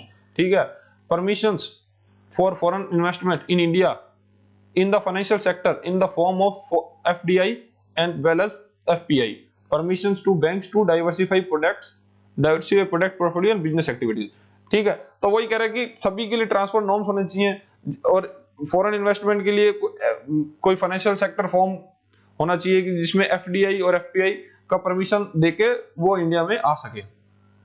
अब देखते हैं market reforms. Market reforms include the removal of administrated interest rate measures. सबसे पहले क्या, एडमिनिस्ट्रेटेड इंटरेस्ट रेट मेजर्स, जो गवर्नमेंट पहले खुद निर्धारित करती थी इंटरेस्ट रेट, वो अब मार्केट के ऊपर छोड़ दिया गया। The reduction of CRR and SLR, CRR SLR के अंदर रिडक्शन करेगी। अभी पहले बता देता हूं, कैश रिजर्व रेशो और स्टैट्यूटरी लिक्विडिटी रेशो। ठीक है, ये दोनों आपको पहले भी मैं बता चुका हूं कि बैंक्स को कुछ पैसा अपने फंड से निकालकर अलग रखना पड़ता है, जिसका वो यूज लोन देने के लिए या अपने आप को इंटरेस्ट से ग्रो करने के लिए नहीं कर सकती। ठीक है, तो इससे क्या होता था कि बैंक्स को वो पैसा ब्लॉक हो जाता था, तो बैंक्स उसको अपना यूटिलाइज नहीं कर पाते थे, तो इसलिए इसको थोड़ा हायर सेक्शन से जाके कम किया गया, प्रीवियसली हायर लेवल्स। इससे क्या किया, रिडक्शन किया गया, इसमें कमी लाई गई। Market determined pricing for government securities. अब मार्केट डिसाइड करती है गवर्नमेंट सिक्योरिटी क्या प्राइस रहेगा, क्या रहेगा। The establishment of pure interbank call without money market. अब ये क्या होता है, pure interbank call without money market. अब इसके अंदर ऐसा एक एनवायरनमेंट बनाया जाता है जिसमें एक बैंक दूसरे बैंक से सिर्फ और सिर्फ कॉल पर या एक इनफॉर्मल तरीके से पैसा ले सकता है, एक रात के लिए, एक सर्टेन टाइम के लिए। क्योंकि देखो, कॉल बैंक क्या होता है, कॉल बैंक मतलब एक रात के लिए। ठीक है, अब इसमें विदाउट मनी मार्केट का मतलब है कि कोई भी मनी मार्केट का ऐसा इंस्ट्रूमेंट नहीं लेगा वो, मतलब उसके बदले में कुछ भी नहीं लेगा, सिर्फ अपने एक बैंक टू बैंक विश्वास के ऊपर वो एक रात के लिए पैसा उसको दे देगा। ठीक है, तो ये होता है pure interbank call without money market.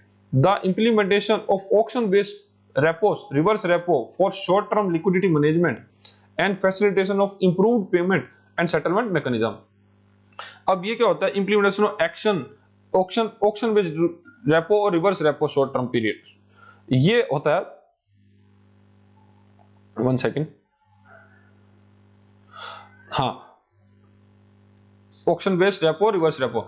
जैसे अब आरबीआई को पता चल रहा है कि मार्केट के अंदर लिक्विडिटी बहुत ज्यादा हो गई है, ठीक है, अब मार्केट के अंदर लिक्विडिटी कम करने के लिए क्या करेगा, वो मार्केट से पैसा निकालेगा।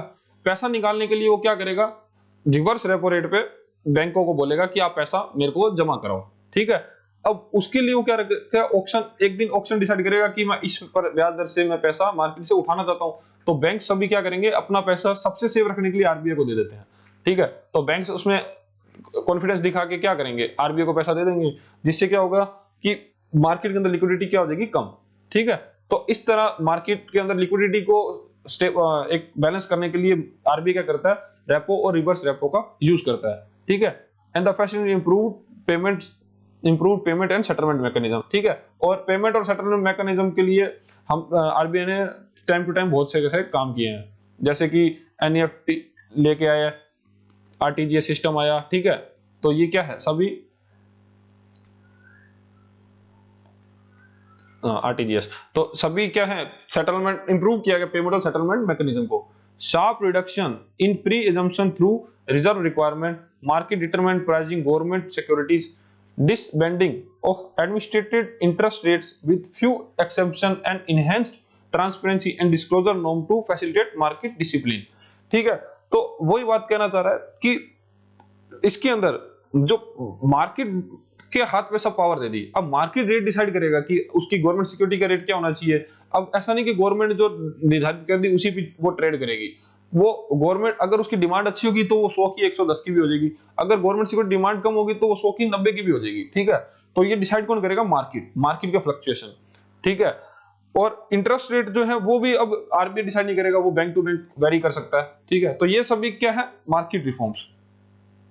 अब बात करते हैं institutional and legal reforms. Institutional reforms in Indian banking includes the establishment of Lok Adalat, people courts, डेप्ट recovery terminals, asset reconstruction companies, settlement advisory committee, corporate debt structuring mechanism and so on to facilitate faster recovery structuring। अब क्या किएगा, institutional reforms में क्या हुआ कि लोक अदालत बनाए गए, ठीक है, डेप्ट रिकवरी टर्मिनल बनाए गए। ये सभी क्या है, ये सभी है कि अगर किसी बैंक्स का किसी एक कस्टमर के साथ या किसी इंस्टीट्यूशन के साथ कुछ डिस्प्यूट होता है तो उसका रिजोल्यूशन कहाँ होगा, लोक अदालत में हो सकता है, डेप्ट रिकवरी टर्मिनल्स पे हो सकता है। फिर एसेट रिकंस्ट्रक्शन कंपनी है, अगर वो पैसा डूब रहा है तो वो एसेट रिकंस्ट्रक्शन कंपनी के साथ रिकवर करवा सकते हैं। सेटलमेंट एडवाइजरी कमेटी बनाई गई है। कॉर्पोरेट डेप्ट रिस्ट्रक्चर मैकेनिज्म, मतलब कि वो अगर इच्छुक है पैसा चुकाने में, ठीक है, वो विलफुल डिफॉल्टर नहीं है, तो क्या करेंगे, हम उसके डेप्ट को रिस्ट्रक्चर कर देंगे कि उसकी ईएमआई कम कर देंगे, उसका टेन्योर बढ़ा देंगे, ऐसा कर देंगे। ठीक है, adoption of the securitization and reconstruction of financial assets and enforcement of security interest, SURFACI Act and subsequent amendments to protect creditor interest। ठीक है, अब SURFACI Act को भी इंप्लीमेंट किया गया 2002 के अंदर। ठीक है, प्लस मतलब क्रेडिटर के इंटरेस्ट के लिए बहुत से काम किए गए, क्रेडिटर्स मतलब बैंक्स या फाइनेंशियल इंस्टीट्यूट्स। ठीक है, establishing of credit information bureau for the information exchange on defaulter as well as other borrowers. ठीक है, अब क्रेडिट इंफॉर्मेशन ब्यूरो बनाया गया, जिससे क्या होगा कि बैंक्स एक दूसरे के साथ क्या करेंगे, डेटा शेयर करेंगे। जैसे एक कोई एक्स का नाम का आदमी है, वो एक एबीसी बैंक का डिफॉल्टर है, मतलब यहां से उसने लोन लिया था और उसका पैसा उसने नहीं चुकाया, अब वो डीईएफ बैंक में जाता है, ठीक है, लोन लेने के लिए। अब ये बैंक को कैसे पता चलेगा कि उधर डिफॉल्टर है, तो उसके लिए क्या बनाया गया, क्रेडिट इंफॉर्मेशन ब्यूरो। अब क्या करते हैं, सभी बैंक्स अपना डेटा इस पे शेयर करते हैं, क्रेडिट इंफॉर्मेशन ब्यूरो पे, जहां से उनको दूसरे उस पर्सन की केवाईसी के बाद उसको उसका पता चल सकता है कि वो एक डिफॉल्टर है या किसी बैंक से और लोन लिया है कि नहीं लिया। अगर लिया तो क्या वहां पे डिफॉल्टर तो नहीं है, ठीक है। तो ये सब जानकारी मिलती है क्रेडिट इंफॉर्मेशन ब्यूरो से। Establishing of the clearing corporation of India to act as a central counterparty in the payments and settlement system for fixed income security and monetary market instrument, ठीक है। तो क्लियरिंग कॉर्पोरेशन ऑफ इंडिया की स्थापना की गई, जो कि एक सेंट्रल काउंटर पार्टी की तरह काम करता है पेमेंट एंड सेटलमेंट सिस्टम के अंदर। The banking ombudsman scheme which was established in 1995 provide a quick and low cost venue of bank clients to resolve grievance, ठीक है। अब बैंकिंग ओम्बड्समैन स्कीम लाई गई 1995 के अंदर, जो कि सबसे जो कि बैंकिंग ग्रीवेंस बैंकिंग के लिए जो शिकायतें व्यक्तियों द्वारा कराई जाती है, अगर बैंक उसका निवारण नहीं कर रहा तो ओम्बड्समैन स्कीम का फायदा उठाते हुए वो उसका लाभ उठा सकता है, अपनी शिकायत को रिजोल्व करवा सकता है। The enactment of insolvency and bankruptcy code in 2016 and the announcement of the recapitalization plan of public sector banks are likely to have far-reaching implementation of banking sector. Both will likely contribute to a stronger or more resilient banking sector in India. अब insolvency and bankruptcy code लाया गया 2016 के अंदर, और public sector के अंदर recapitalisation किया गया, मतलब बैंकों के अंदर पैसा और इन्फ्यूज किया गया। ये सभी क्या है, ये सभी लीगल और इंस्टीट्यूशनल रिफॉर्म्स के मतलब कारण ही ये सब हो पाया है। मतलब ये दोनों मिलके ही बैंकिंग सेक्टर को और स्ट्रॉन्ग और रेजिलिएंट बना रहे हैं। अब हम बात करेंगे technology reforms. Technology improvement includes the establishment of INFINET as the financial sector communication backbone. अब इन्फिनेट क्या है? इन्फिनेट है कि एक फाइनेंशियल नेटवर्क है, इंडिया का फाइनेंशियल नेटवर्क है, जो इंडिया के सभी बैंक्स, जितने भी बैंक्स और फाइनेंशियल इंस्टीट्यूशन है, उन सबको एक जगह पे जोड़ता है, ठीक है। कैसे? मतलब ये एक जैसे एक फाइनेंशियल मैसेज दूसरे बैंक्स को ट्रांसफर करता है, ठीक है। जैसे आज हम यूपीआई यूज करते हैं या हम एटीएम यूज करते हैं, तो हमारे पास अगर मान लो बैंक ऑफ बड़ौदा का एटीएम है, ठीक है, लेकिन हम पैसा निकलवाने गए एसबीआई के अकाउंट में, एसबीआई के एटीएम के अंदर, ठीक है। तो एसबीआई को कैसे पता चलेगा कि आप कहां के कस्टमर और क्यों पैसा दे देता है वो आपको? वो इसीलिए दे देता है क्योंकि ये दोनों बैंक किसके साथ जुड़े हैं? इन्फिनेट के साथ, ठीक है। तो ये एक इन्फिनेट का एक काम कैसे करता है वो बता रहा हूं। As well as implementation of the negotiated dealing system, NDS. NDS क्या होता है कि गवर्नमेंट सिक्योरिटीज को रियल टाइम के लिए एक्सेस देता है आपको। The screen based trading in government securities and the real time gross settlement system. ये सब क्या है? ये सब है कि हमने टेक्नोलॉजी को इतना रिफॉर्म्स करके इतना एडवांस कर दिया है। आज हम सभी बैंक्स को जोड़ पाए हैं, किसकी वजह से? इन्फिनेट की वजह से। दूसरा, हम एनडीएस को ला पाए हैं, और तीसरा, हम आरटीजीएस सिस्टम को इंप्लीमेंट कर पाए देश में। The use of ATMs, card based transaction, internet banking, mobile banking, NEFT national electronic fund transfer, express cheque clearing process and other technology change the role of Indian banking. अब ये सबसे क्या हो गया, इंडियन बैंकिंग का पूरा role ही change हो गया है, ठीक है। अब ब्रांचेस की डिपेंडेंसी थोड़ी सी कम हो गई है, अब लोग घर बैठे भी सर्विस ले पा रहे हैं, क्योंकि बैंकिंग क्या है, डिजिटल होती जा रही है। New age technology such as artificial intelligence, machine learning have radically shifted the way of banking works today, ठीक है। अब आर्टिफिशियल इंटेलिजेंस आ गया है, मशीन लर्निंग है। अब जैसे वो मशीन लर्निंग क्या है, जैसे आज के टाइम में हम चैट जीपीटी सबसे अच्छा एग्जांपल है मशीन लर्निंग का। वो क्या है, आपको आपका ही जवाब देगा, और अगर आपको नहीं पसंद आ रहा तो वो सीख के आपको बेहतर जवाब देगा। तो वो क्या खुद से सीख रहा है, तो उसको क्या बोलते हैं? Machine learning. आर्टिफिशियल इंटेलिजेंस क्या है कि जो काम पहले इंसान करते थे, अब वो क्या कौन कर रहा है? वो कर रहा है कंप्यूटर, ठीक है। ये बिल्कुल बेसिक आपको बता रहा हूँ आर्टिफिशियल इंटेलिजेंस होता क्या है, ठीक है। तो ये चीजें क्या है, अब हमने सिस्टम में, अपने सिस्टम में अप्लाई कर दिया, मतलब बैंकिंग के अंदर। अब आप बोलोगे कैसे? जैसे कि पहले आपको बैलेंस चाहिए होता था, बैंक बैलेंस अपने बैंक अकाउंट का, तो आपने क्या करते थे? हम पासबुक लेके जाते थे, कहाँ पे? ब्रांच में, ठीक है। अब ब्रांच के जाते थे तो ब्रांच में जो इंसान बैठा था वो क्या था? बैंक का एम्प्लॉय। अब बैंक ने क्या किया कि उस एम्प्लॉय की जगह पे क्या कर दिया? उसको डिजिटल कर दिया, ठीक है। अब आप क्या कर सकते हो? अब आपको बैलेंस जाना है तो आप कहाँ? एटीएम में जा सकते हो, ठीक है। आप मोबाइल बैंकिंग से देख सकते हो। अब बहुत से एडिशनल डिजिटल चैनल्स हैं जिसपे आप जाके अपना बैलेंस देख सकते हो। तो ये क्या हो गया, ये हमने सिस्टम में क्या बिठा दिया, एआई, ठीक है, आर्टिफिशियल इंटेलिजेंस, ठीक है, क्योंकि अब इंसान की जरूरत नहीं है वहां पे, अब क्या है, काम कर रहा है एआई, ठीक है। अब देखते हैं फॉरेन एक्सचेंज मार्केट रिफॉर्म्स क्या हुए थे। The most significant reforms in the currency market was the transition from a single rupee fixed exchange rate system to controlling the level of rupee against the basket of currencies, ठीक है। तो हमने forex market के अंदर क्या किया, single currency fixed exchange rate system लाया, ठीक है। Then the market determined floating exchange rate system, ठीक है। अब क्या है कि रुपी की अगेंस्ट में दूसरी करेंसी क्या रेट पे है, ठीक है, ये कौन डिसाइड करेगा, मार्केट, ठीक है। तो फॉरेन एक्सचेंज के अंदर ये सबसे पहले हम ये लेके आए, adoption of rupee convertibility for current account transition, institutional framework by replacing the earlier foreign exchange act फेरा 1973 with the foreign exchange management act 1999, ठीक है। अब फेरा एक्ट की जगह पे फेमा एक्ट लाएगा, foreign exchange management act. Increase in foreign exchange market instrument, एक फॉरेन एक्सचेंज मार्केट इंस्ट्रूमेंट को बढ़ाया गया, ठीक है, अलग अलग डेरिवेटिव्स लाए गए। Development of rupee foreign currency swap market, ठीक है, और रुपी और फॉरेन करेंसी स्वैप मार्केट भी इंप्लीमेंट किया गया। Introduction of additional hedging instrument, ठीक है, फिर कुछ एडिशनल हेजिंग इंस्ट्रूमेंट लाए गए। अब हेजिंग क्या होता है कि आपको देसी भाषा में बताऊं तो कम में खरीदना और ज्यादा में बेचना, इसको क्या बोलते हैं, हेजिंग, ठीक है, कि अपना रिस्क को मिनिमाइज करना, उसको बोलेंगे hedging. Such as foreign currency rupee option and permission to various participate in the foreign exchange market, ठीक है।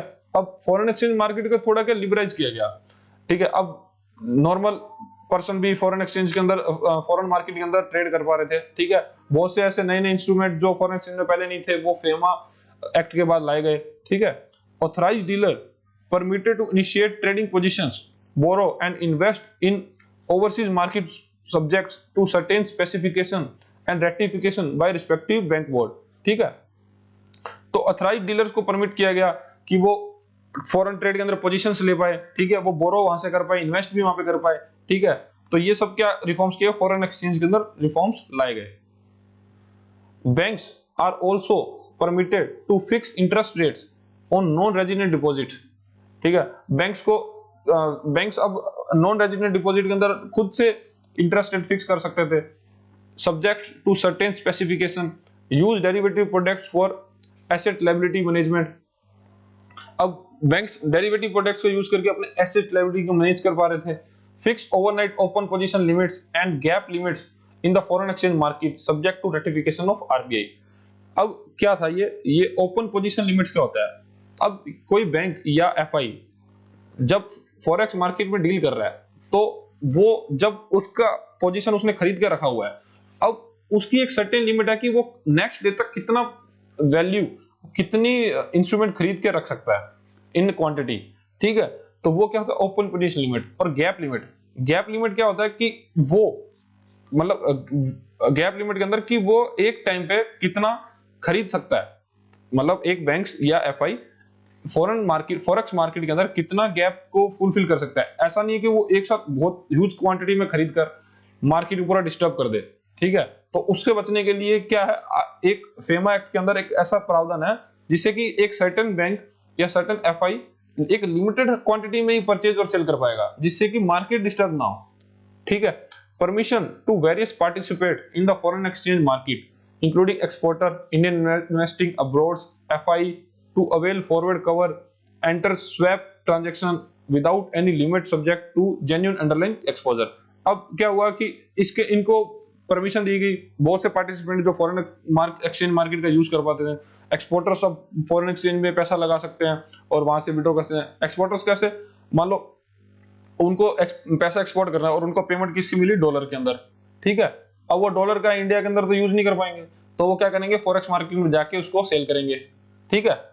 तो ये है कि एक्सपोर्टर्स को अब इसमें छूट दी गई कि एक्सपोर्टर डायरेक्टली जाके फॉरेक्स मार्केट में बेच सकता है या खरीद सकता है। इंडियन इन्वेस्टिंग अब्रॉड, जो अब्रॉड में इंडियन रहते हैं, तो वो इसमें फॉरेक्स मार्केट में अब डील कर पाएंगे। एफआईआई, अभी एफआईआई से भी पैसा डाल सकते हैं, ठीक है।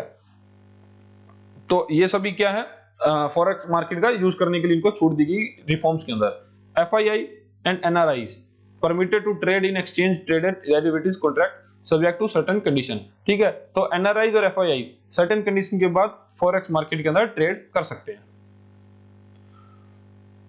अब हम देखेंगे economic transformation integration with global economy. अब हम आगे 6 टॉपिक के अंदर। ठीक है, अब इकोनॉमिक ट्रांसफॉर्मेशन के अंदर ग्लोबल इकोनॉमी के साथ हम कैसे जुड़े।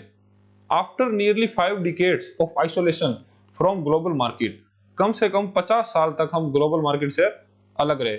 Government controls and slow growth, India started the process of economic reforms.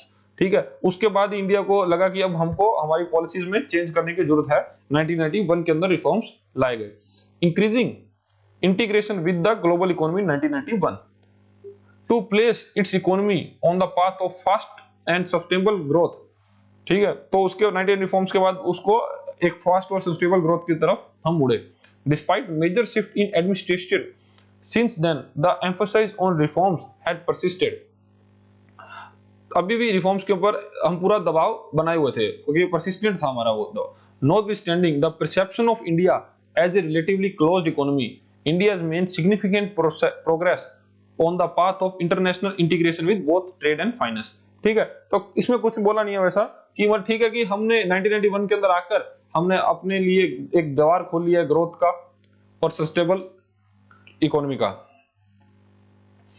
Since the early 1980s, India integration with global economy has increased in line with acceleration of economic growth.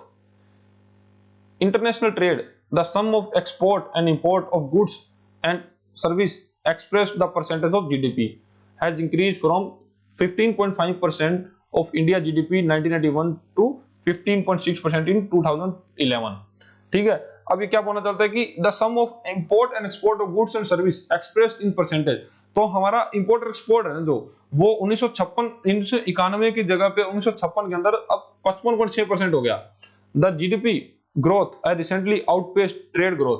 The ratio of dropped to 37.9% in 2020. Meanwhile, net inflow of foreign direct investment has risen to 0.03% to GDP in 1991 to 2.42% in 2020। अब हमारा जितना GDP था कितना 1991 के अंदर, उसका सिर्फ 0.03% FDI India के अंदर आता था। लेकिन अब 2020 के अंदर क्या हुआ कि हमारे टोटल जीडीपी का 2.42% जो पैसा है वो एफडीआई के थ्रू इंडिया में पंप हुआ है। ठीक है, और ये भी सोचने की बात है कि 1991 के अंदर जितनी इकोनॉमी थी और आज इंडिया की इकोनॉमी में कितना बड़ा डिफरेंस है। The substantial inflow of foreign investment into India in recent years reflects the country's strong economic potential। तो ये क्या दिखाता है, ये इंडिया की स्ट्रॉन्ग इकोनॉमिक पोटेंशियल दिखा रहा है। किसी टाइम पे देश की 1980 से 1990 के बीच में इतनी बुरी हालात थी और उसके बाद अब इतना बढ़िया ग्रो किया है कि अब अपन को 2.42% एफडीआई अपने जीडीपी का मिलने लगा है। ठीक है, and execution of important policy reforms, और हम इंपॉर्टेंट पॉलिसी रिफॉर्म्स को एग्जीक्यूट कर पाए हैं। However, the volatility of foreign capital flow as well as prospect of increase the volume and reversal can pose significant challenge for policy maker। ठीक है, लेकिन जो volatility अभी भी मार्केट में रहती है तो वो थोड़ा पॉलिसी मेकर्स को मतलब सिग्निफिकेंट चैलेंज उनके लिए कि कैसी पॉलिसी इंडिया के लिए भी बनाई जाए। While being broadly beneficial, enhanced global integration has made the Indian economy more sensitive to external shock। ठीक है, अब क्या हो गया कि इंडियन इकोनॉमी एक्सट्रीम ग्लोबलाइज हो चुकी है। ठीक है, अब उसके लिए जो उनकी पॉलिसी भी रहेगी तो वो सिर्फ डोमेस्टिक के लिए नहीं, वो इंटरनेशनल को देखते हुए ही वैसी पॉलिसी बनाई जानी चाहिए। अब हम बात करेंगे इकोनॉमिक रिफॉर्म्स इन इंडिया, जो कि हमारा लास्ट टॉपिक है। Reforms in India has the history and reflect the Indian economy poor upbringing over decades. ठीक है, जो हिस्ट्री रही है इंडिया की वो उसकी इकोनॉमी काफी पुअर रही है और ओवर डिकेड्स मतलब दशकों से वो गरीबी चलती आ रही थी। While finally culminated to the 1990s economic catastrophe. ठीक है, और फिर 1990 में क्या हुआ कि इकोनॉमिक कैटास्ट्रोफी हो गया इंडिया के ऊपर, मतलब बहुत ही बड़ी विपत्ता आ गई। इसी कारण उनको ये 1991 के अंदर रिफॉर्म्स लाने पड़े। The cause that underline India economic disaster has been clearly outlined by Jagdish Bhagwati. Jagdish Bhagwati द्वारा एक क्लियरली उस पिक्चर प्रदर्शित करेगी कि हमारे क्या हालात थी। He categorise Indian economic failure into 3 categories. उसने 3 कैटेगरी के अंदर बांटा। Strong bureaucrat control over production, investment and trade. तो क्या था, ब्यूरोक्रेट का बहुत इसमें कंट्रोल था, मतलब सरकार का बहुत ज्यादा कंट्रोल था किस पे, प्रोडक्शन के ऊपर, इन्वेस्टमेंट के अंदर और ट्रेड के ऊपर, ठीक है। Inward looking trade and foreign investment policy. और दूसरा, हमारा खुद पे फोकस था कि हम इनवर्ड ही ट्रेड कर लेंगे, हम खुद के अंदर ही ट्रेड कर लेंगे, लेकिन हम बाहरी देशों के साथ हम ट्रेड नहीं करेंगे। और हमारी पॉलिसीज भी ऐसी थी कि हम फॉरेन इन्वेस्टमेंट ज्यादा भाव नहीं देते, मतलब ज्यादा इनको तवज्जो नहीं दी जाती थी। Insufficient public sector enterprise functioning, ठीक है। और पब्लिक सेक्टर जो गवर्नमेंट की इंटरप्राइज थे वो इतने अच्छे से, मतलब सफिशिएंट थे नहीं थे वो देश की इतनी बड़ी पॉपुलेशन के लिए, और उनका कार्य करने का तरीका वर्ल्ड स्टैंडर्ड पे नहीं था, ठीक है। तो ये सब कारण थे जिससे हमारी ये हालात थी। Such policies has been placed for years eroding the economy ability to deal with any external or internal shock, ठीक है। तो हमारा इंटरनल एक्सटर्नल शॉक के लिए हमने अपनी इकोनॉमी कितनी तैयार ही नहीं करी थी। By 1990 the economy had grown so weak that the modest oil shock of 1990 due to Iraq invasion of Kuwait had disproportionately large impact and the country experienced one of the worst period in the history। तो अब हुआ क्या था, जब हमारी economy इतनी strong नहीं थी, और दूसरा जब इराक ने कुवैत पे 1990 में हमला कर दिया था, तब क्या हुआ था, मार्केट के अंदर ऑयल के प्राइस आसमान छू रहे थे, ठीक है। इसके लिए क्या हुआ, अब हम इंडिया ऑयल रिच कंट्री तो नहीं था, इंडिया को तो ऑयल इंपोर्ट करना पड़ता था, ठीक है। तो उससे हमारी करेंसी क्या होगी, कोलैप्स, और हमारी इकोनॉमी बैठने लगी। तब इंडिया को वर्स्ट टाइम शुरू हुआ, ठीक है। अब उसके अंदर हमारे पास चैलेंजेस क्या थे, the following points can explain economic crisis in 1990। अब हमारे पास क्या क्या चैलेंज थे, देखो, एक सबसे पहला चैलेंज था हायर फिजिकल डेफिसिट। हमारा फिजिकल डेफिसिट था ना, वो बहुत ज्यादा बढ़ गया था। अब बात करते हैं कि फिजिकल डेफिसिट क्या होता है। फिजिकल डेफिसिट, ठीक है, डेफिसिट होता है घाटा, और फिजिकल का मतलब होता है राजकोषीय। अब मैं बताता हूं क्या होता है ये फिजिकल डेफिसिट। अब घाटा क्या होता है, घाटा मतलब लॉस क्या होता है, लॉस होता है कि हमारे जो एक्सपेंसेस है वो इनकम से ज्यादा है, ठीक है। सिंपल सी बात है कि कोई भी नॉर्मल बात करें, लॉस क्या है, जो हमारा जो खर्चा हो चुका है वो हमारी कमाई से ज्यादा है, तो वो हमारा क्या, घाटा। अब फिजिकल डेफिसिट कैसे निकालते हैं, फिजिकल डेफिसिट होता है कि जो गवर्नमेंट की इनकम है, ठीक है, गवर्नमेंट की इनकम जो कि गवर्नमेंट ने टैक्स से द्वारा कमाई है, ठीक है, ना कि वो पैसा जो कि इनको मिला है एज ए दूसरे कंट्री से लोन, वो पैसा हम ऐड नहीं करेंगे, माइनस जो गवर्नमेंट के खर्चे हैं, ठीक है, एक्सपेंसेस, गवर्नमेंट के जो खर्चे हैं वो कर देंगे माइनस, और जो इंटरेस्ट वगैरह हम अपनी बोरोविंग्स पे दे रहे हैं, गवर्नमेंट जो बारी वर्ल्ड बैंक से, आईएमएफ से या किसी कंट्री से जो लोन लेके आई है, वो जो खर्चा दे रहे हैं वो भी हम कर देंगे प्लस। तो इनकम सिर्फ वो इनकम जो गवर्नमेंट ने टैक्स से कमाई है, ठीक है, माइनस एक्सपेंसेस, जो भी गवर्नमेंट के एक्सपेंसेस जैसे कैपिटल एक्सपेंडिचर, जो भी इंफ्रास्ट्रक्चर बनाना है या कोई डायरेक्ट बेनिफिट ट्रांसफर देना है या कोई सोशल सर्विस स्कीम चलानी है, वो सब एक्सपेंसेस प्लस इंटरेस्ट जो कि बोरोइंग्स पे देना है हम लोगों को। तो ये सब जब मिलके निकलता है तो क्या ऑब्वियस सी बात है कि हमारा एक्सपेंसेस ज्यादा है, ठीक है। तो इसको हम ऐसे लिख सकते हैं, expenses plus interest on borrowings minus income only from tax. और भी जो गवर्नमेंट की इनकम है जो कि गवर्नमेंट खुद कमा रही है, मतलब कोई लोन से उसको इनकम नहीं आ रही, वो जो पैसा जो खुद का है, तो वो क्या है, हमारा फिजिकल डेफिसिट, ठीक है। अब हुआ क्या, हमारा फिजिकल डेफिसिट बहुत ज्यादा बढ़ गया था, ठीक है।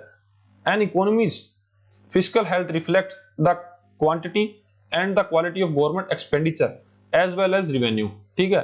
तो फिजिकल हेल्थ यही उसको दर्शाती है कि उसकी गवर्नमेंट का एक्सपेंडिचर क्या है और उसकी रेवेन्यू क्या है।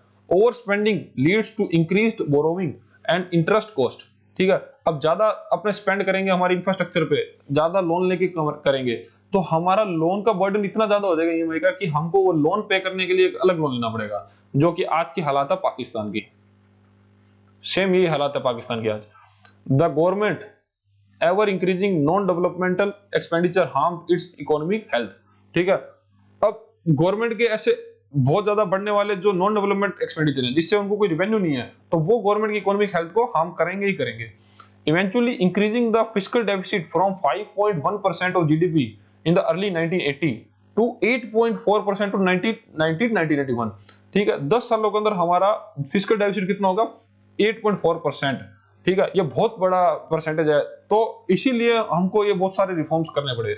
The government borrowed to reduce the fiscal deficit causing the domestic डेब्ट to rise from 33.3% of GDP to early 1980 to 50% of GDP towards the end of 1991।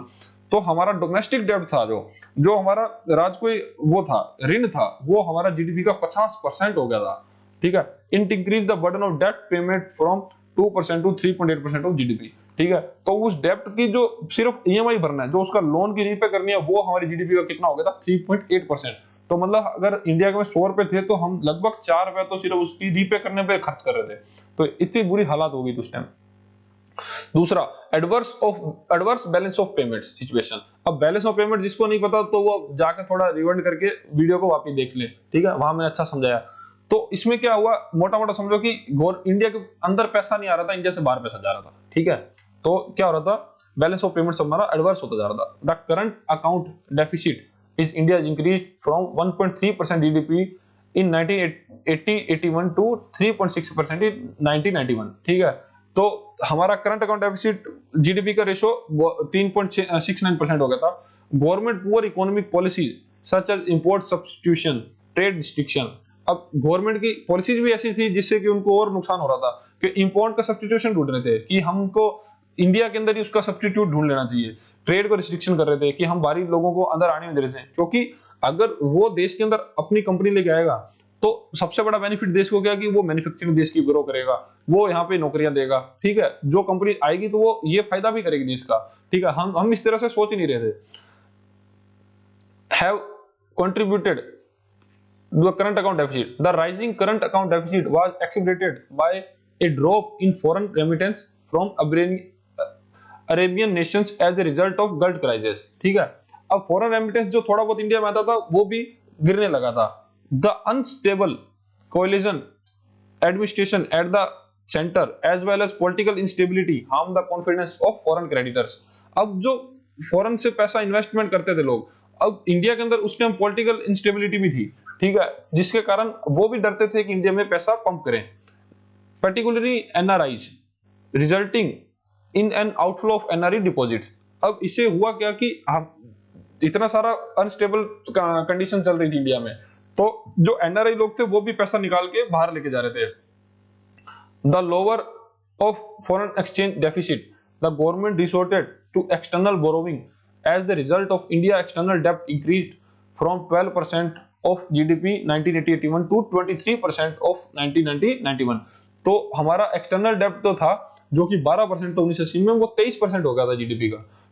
The increase of foreign borrowing increased the debt payment burden from 15% of export revenue in 1980-81 to 30% of export earning on 1981। ठीक है, तो ये सब मतलब ये सब कुछ हो रहा था उसकी इकोनॉमी के अंदर। ठीक है, तो ये सब देखते हुए तो हमको इतना रिफॉर्म्स लाने पड़े, नहीं तो गवर्नमेंट क्यों लाना चाहती। ठीक है, foreign exchange reserve fell to low 1.2 billion equivalent to 2 weeks of import. हमारे पास सिर्फ इतना ही फॉरेन एक्सचेंज रिजर्व बचा था जिसके हम सिर्फ 2 हफ्तों का इंपोर्ट कर पाते देश के लिए, इतनी बुरी हालात थी अपनी। India faced bankruptcy as it failed to satisfy its foreign debt obligation। ठीक है, तो इंडिया ने उस टाइम बैंकरप्सी को फेस करने तक की कगार पे थी। ठीक है, तो यहां मैं आपको बताना चाहूंगा कि जो हमारा 1.2 बिलियन डॉलर रिजर्व थे और आज के दिन अप्रोक्सीमेटली वो 600 बिलियन डॉलर हो चुके हैं। ठीक है, तो अब घबराने की बात नहीं है, इंडिया के पास अब सफिशिएंट पैसा है कि वो अपना 6 महीने तक का काम चला सकता है अगर वो किसी वॉर या किसी ऐसी आपदा में फंस जाता है तो। फिर तीसरा कारण था हाई इन्फ्लेशन रेट्स, महंगाई है जो बहुत तेजी से बढ़ रही थी। During 1991 Indian economy experience double digit galloping inflation. ये ग्लोपिंग इन्फ्लेशन क्या होता है, एक तो होता है कि धीरे धीरे बढ़ना, ये होता है कि उछल उछल के बढ़ना, मतलब एक आज इतनी है महंगाई तो फिर इतनी है, फिर ऐसे बढ़ रही थी। While the average annual rate of inflation was about 6.4% from 1980 to 89, it skyrocketed to 11.3% in 1991। जहां तक एवरेजली वो 6.4% महंगाई हो रही थी हर साल, और वो सीधा बढ़ के 1990-91 में 11.3% हो गई थी। अब महंगाई क्यों बढ़ती थी, क्योंकि हमारी करेंसी की वैल्यू नीचे जा रही थी। The main cause of huge increase in prices और the massive scale deficit financing and subsequent increase in money supply, क्योंकि मनी सप्लाई क्या, मार्केट में मनी रुपया बहुत ज्यादा पड़ा है, क्योंकि इसकी डिमांड नहीं है, तो सप्लाई ज्यादा तो डिमांड नहीं है, तो क्या होगा, प्राइस उसका गिरता जाएगा। Carried out through out 1980s, poor industrial agriculture productivity also lead to supply side constraint and inflation। ठीक है, अब एग्रीकल्चर प्रोडक्टिविटी इतनी नहीं थी हमारी, ठीक है, और प्रोडक्शन भी इतना ज्यादा नहीं था, तो इससे क्या हो रहा था, इससे हमारी इन्फ्लेशन देश में बढ़ती जा रही थी। As part of its big bang economic reforms that began in 1991, ठीक है, ये वही एलपीजी की बात कर रहा है। India entered the globalisation phase through a series of reforms measures in response to a fiscal balance of payment crisis.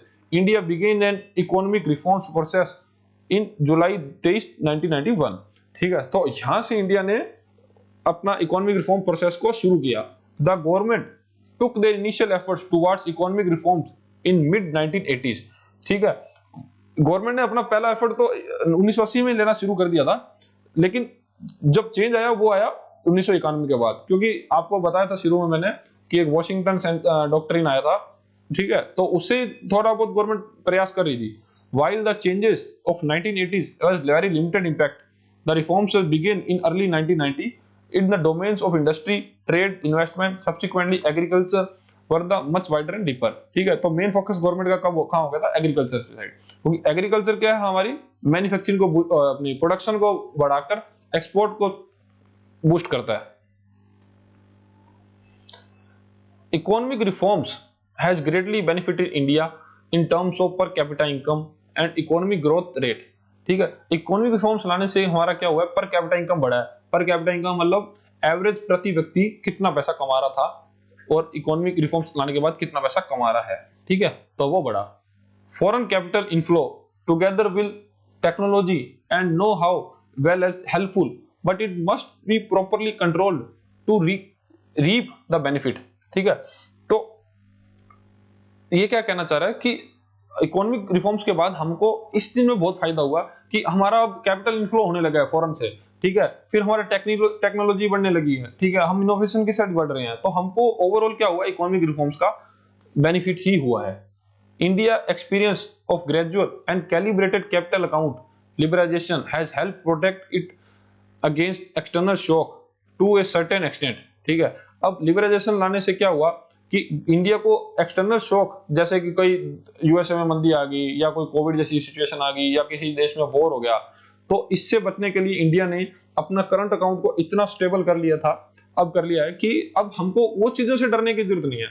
International investor growing trust in Indian economy, अब इंटरनेशनल इन्वेस्टमेंट को जो ट्रस्ट खो दिया था, अब वो वापस गेन होने लगा है।